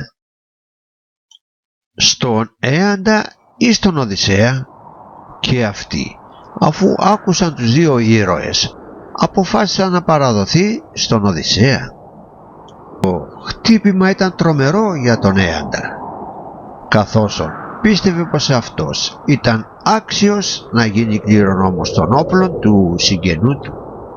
Κυριεύτηκε και αυτός από παράκρουση, που είχαν πάθει ιερόσιλοι Γαλάτες όταν θέλησαν να συλλήσουν το μαντίον των Δελφών. Εκείνοι σκοτώνονταν μεταξύ τους. Ο Έαντας σκότωνε πρόβατα νομίζοντας πως σκότωνε Αχαιούς. Η θεά Αθηνά, η προστάτηδα των Αχαιών, είχε επέμβει επιβάλλοντάς του την άτη για να αποφευχθούν τα χειρότερα. Όταν ο Έαντας συνήλθε, έδωσε τέλος στη ζωή του, πέφτοντας ορμητικά με το τροτό σημείο του σώματός του επάνω στο ξύφος, το οποίο είχε δώσει ο Έκτορας και το οποίο είχε μπήξει στέρεα μέσα στη γη. Τι ήταν λοιπόν όλα αυτά τα όπλα, για τα οποία η Θέτης είπε πως ακόμα και ένας θεός φιλοδεξούσε να τα έχει? Τι ιδιότητες μπορούσε να διέθετε αυτή η χρυσοπίκυλτη ασπίδα, η οποία προκάλεσε μανία στον Έαντα πως αυτές της πρόκλησης παράκρουσης.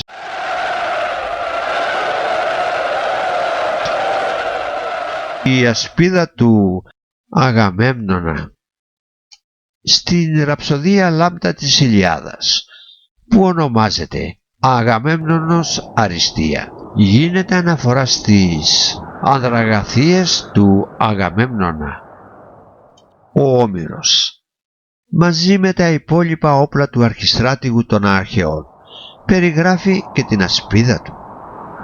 Στο γύρο ήταν η Γοργό, με τ' άγριο κοιταγμά της, τρομακτικά και ολόγυρα με τη φυγή ο φόβος. Τον Τελαμόνα είχε αργυρό και δράκοντες επάνω εστρέφετο από χάλιβα. Τρεις από το μόνο λαιμό φυτρώνουν κεφαλές αντίστροφα γυρμένες. Ηλιάδα 36-40. Η ασπίδα αυτή του Ύφεστου ήταν αρχικά δώρο του κατασκευαστή της στο Δία, ο οποίος τη χάρισε στον Ερμή και αυτός στον φίλο του Πέλοπα. Ο Πέλοπας στη συνέχεια τη χάρισε στον Αντρέα, ο Αντρέας στον Θέστη και αυτός στον Αγαμέμνονα. Όλες οι παραστάσεις της ασπίδας έχουν σκοπό να σπείρουν τον πανικό στον εχθρό. Η φοβερή Γοργό που πετρώνει όποιον την αντικρίζει, τα τρομερά παιδιά του Άρη, φυγή και φόβος, καθώς και τα τρία κεφάλια του δράκου που κοιτούν προς διαφορετικές κατευθύνσεις, συμπληρώνουν το σκηνικό του τρόμου. Ίσως να έδιωχνε μακριά τον εχθρό πριν προλάβει να αγωνιστεί.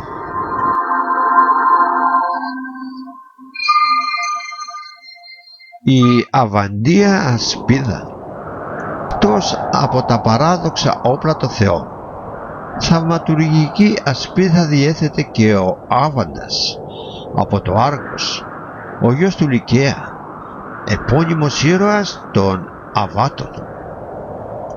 Πρόκειται για την περίφημη Αβαντία ασπίδα, την οποία ο Λυγκαίας είχε ξεκρεμάσει από το ιερέο του Άργους, όπου είχε αφιερωθεί από το Δαναό. Δεν πρόκειται δηλαδή για ασπίδα, καθώς μέσα των θαυματουργών ιδιωτήτων της κάποιος νέος παλαιότερα είχε κατορθώσει να τρέψει σε φυγή ολόκληρη στρατιά. Ο Λυκαίας λοιπόν χάρισε την ασπίδα στον Άβαντα και αυτός κατάφερε με αυτήν τα ίδια απίστευτα αποτελέσματα.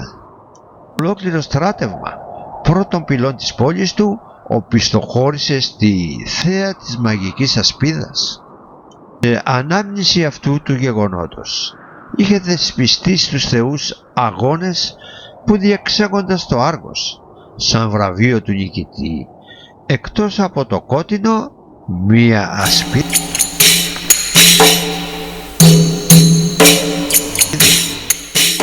Παλάδα, ένα από τα συνηθέστερα επίθετα που αποδίδεται στη θεά Αθηνά, είναι το επίθετο Παλάς. Πιστεύετε πως προέρχεται από το ρήμα πάλο και δηλώνει την θεά που πάλι δώνει το δωρή στο χέρι της και τη δόνησή της κατά την έξοδο από το κεφάλι του Δία. Ένα πέπλο μυστηρίου καλύπτει τα αγάλματα που έφεραν το επίθετο της θεάς Αθηνάς, τα Παλάδια. Ως Παλάδιο θεωρούνταν κάθε ομοίωμα της θεάς και ιδίως αυτά που βρίσκονταν κρυμμένα από την κοινή θέα σε κάποια μυστική θέση και αποτελούσαν εγγύηση για την ασφάλεια και σε περίπτωση κινδύνου για τη σωτηρία της πόλης όπου φυλασσόταν. Το πιο περίφημο από όλα ήταν αυτό που φυλάσσοταν στο Ήλιον, στη πόλη του Πριάμου. Σχετικά με αυτό επικρατούσε η παράδοση πως η Αθηνά όταν ήταν κοπέλα σε κάποιο πολεμικό παιχνίδι με τη συνομήλικη της Παλάδα. Θυγατέρα του Τρίτονα λογομάχησε. Ένας έντονος καυγάς ξέσπασε ανάμεσα στις δύο κοπέλες, που φαίνεται πως εξελίσσονταν σε σοβαρό επεισόδιο. Επενέβη τότε ο Δίας και έκανε χρήση του φοβερού όπλου του, της αιγίδας. Το βλέμμα της Παλάδας στυλώθηκε επάνω στην αιγίδα κι έτσι, αδυνατώντας να αμυνθεί, την πέτυχε η Αθηνά με το δωρή της και την σκότωσε.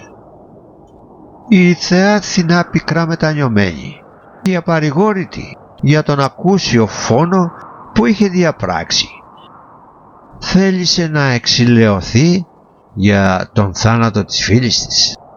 Έδωσε λοιπόν εντολή και κατασκευάστηκε, ή κατά την επικρατέστερη άποψη το φιλοτέχνησε μόνη της, ένα ομοίωμα της φίλης της, στο οποίο κρέμασε μια φοβερή αιγίδα. Το ξώανο αυτό πήρε θέση τιμητική δίπλα στον Δία. Όταν όμως αργότερα η Ηλέκτρα, η κόρη του Άντλατα και της Πλειώνης, μετά από κάποια αποπλάνησή της, εξόργησε το Δία, ζητώντας του προστασία, ο Δίας εξφεδώνησε το ξώανο της Παλάδας από τον ουρανό στη γη. Είχε θεωρήσει πως αυτό είχε μιανθεί από τα χέρια γυναίκας που δεν ήταν άξια και αγνή, και αυτό μόνο του, ή μαζί με την Ηλέκτρα, έτυχε να πέσει στο ήλιον κατά την εποχή της κτήσης του από τον οικιστή Ήλον. Ο Ήλος ζήτησε χρησμό για να πληροφορηθεί σχετικά με τη σημασία της ουράνιας αυτής πτώσης του αγάλματος στη χώρα του, και ο χρησμός του απάντησε πως η πόλη του θα παραμείνει ασφαλή και απόρθητη μόνο εάν το παλάδιο φυλασσόταν σε αυτή. Ο Ήλος ανοικοδόμησε τότε ναό για να στεγάσει και να φυλάξει το ειδόλιο, το οποίο διέθετε ιδιότητες πρωτάκουστες. Ο ναός μάλιστα έμεινε ασκεπής, διότι πίστευαν πως το ξώανο της θεάς θα έπρεπε να έχει άμεση επικοινωνία με τον ουρανό. Από τα άδυτα του ναού, όπου απαγορευόταν η είσοδος, αποτελούσε το προστάτη και φύλακα της πόλης του ηλίου. Για να μην υπάρχει μάλιστα φόβος για την αναγνώριση και κλοπή του αγάλματος, ο ήλιος προσχώρησε στην κατασκευή και άλλων αγαλμάτων πανομοιότυπων. Στον πρόναο του ίδιου του ναού, όπου η είσοδος για τους πιστούς ήταν ελεύθερη, είχε τοποθετηθεί ένα δεύτερο παλάδιο. Άλλες παραδόσεις αναφέρουν πως το παλάδιο το αφιέρωσε η Ηλέκτρα στο ήλιο, ή πως ο ίδιος ο Δίας το χάρισε στο Δάρδανο, το βασιλιά της Τρίας. Ο Δάρδανος, από τον οποίο ολόκληρη η περιοχή της Δαρδανίας είχε πάρει το όνομά της, έκτισε ναό προς τιμή της Αθηνάς, θεσπίζοντας μάλιστα και γιορτές. Μαντική ιδιότητα που διέθετε, εξέδωσε χρησμό, σύμφωνα με τον οποίο η πόλη είχε εξασφαλισμένη μακροβιότητα, φύλασε το ξώανο, απέδιδε σε αυτό καθημερινές τιμές και διεξήγαγε σχετικές τελετές. Ο Απολόδωρος αναφέρει πως το άγαλμα είχε ύψος ίσο με 3 πύχης, πως τα πόδια της θεάς ήταν ενωμένα και πως το δεξί της χέρι κρατούσε ένα όρθιο δωρή, ενώ στο αριστερό της μια ρόκα και ένα αδράχτη. Το ξύλο ήταν καλυμμένο από δέρμα ανθρώπινο, ενώ στο κεφάλι ίσως να φορούσε σκούφο ή στεφάνι. Σίγουρα δεν επρόκειται για άγαλμα συνηθισμένο, φιλοτεχνημένο από τα χέρια της θεάς με μυστικότητα. Χαρακτηριστικά διέθετε και αυτό ιδιότητες παράξενες και υπερφυσικές. Πράγματι, η συμπεριφορά και οι αντιδράσεις του αγάλματος σε διάφορες περιπτώσεις δεν υπήρξε φυσιολογική, αλλά μάλλον υπερφυσική.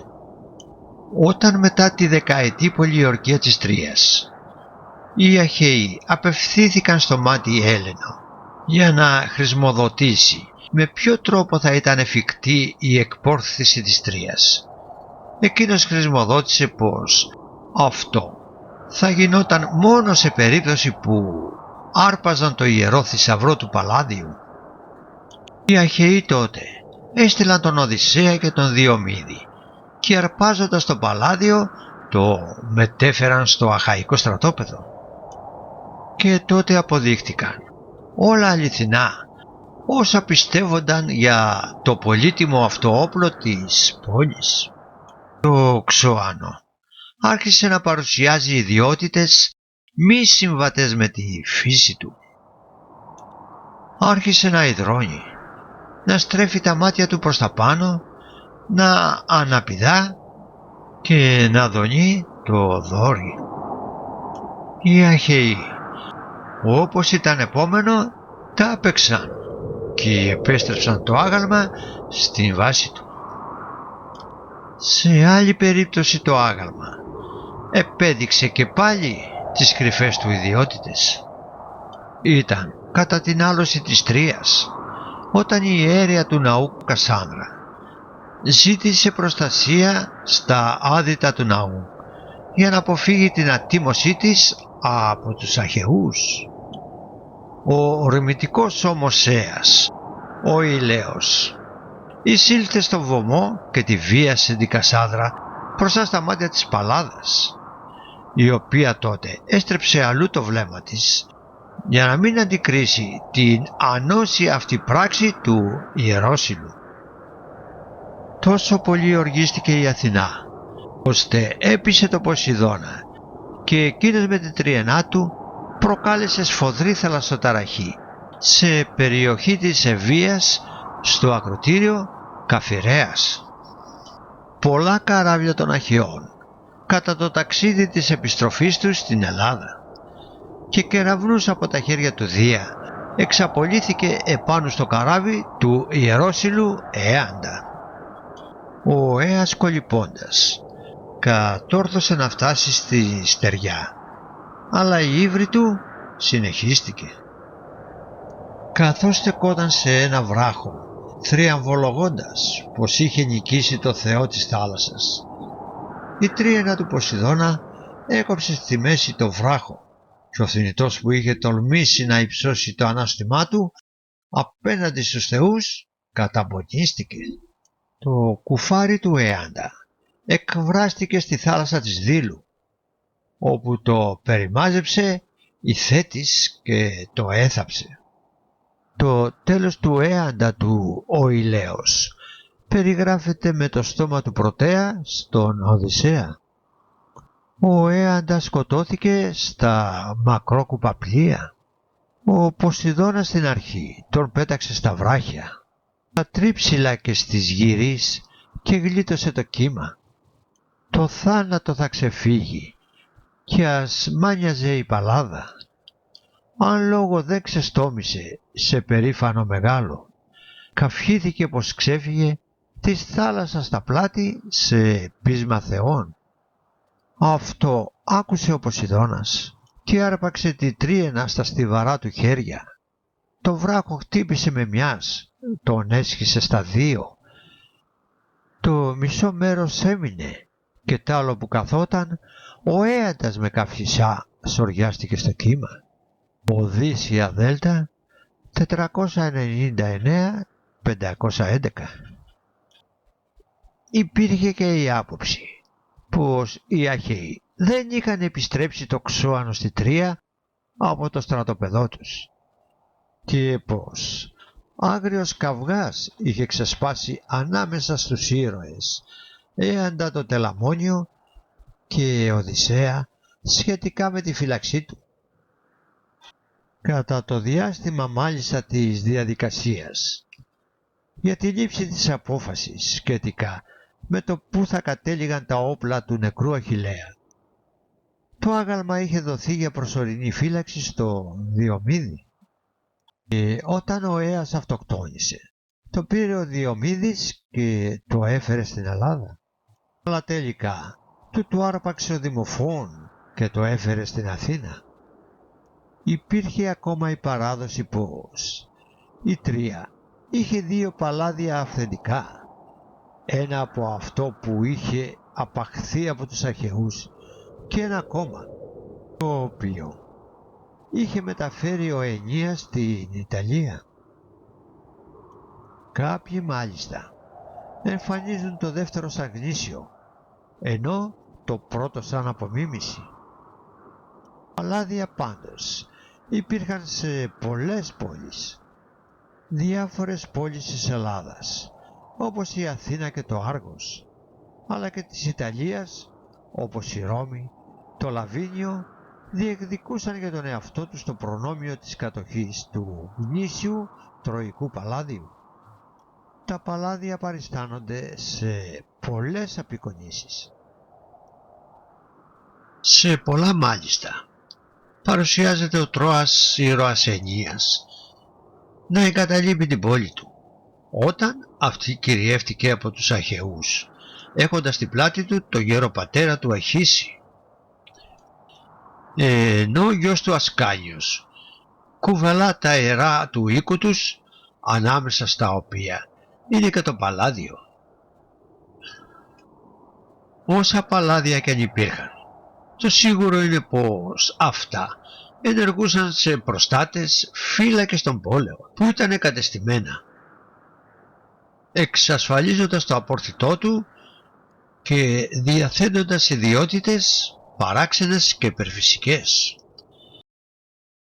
Εάν σας άρεσε αυτό το βίντεο, κάντε εγγραφή, πατήστε like, κάντε κοινοποίηση σε όποιον του αρέσει η ιστορία και γράφτε σχόλια σχετικά με αυτό το βίντεο.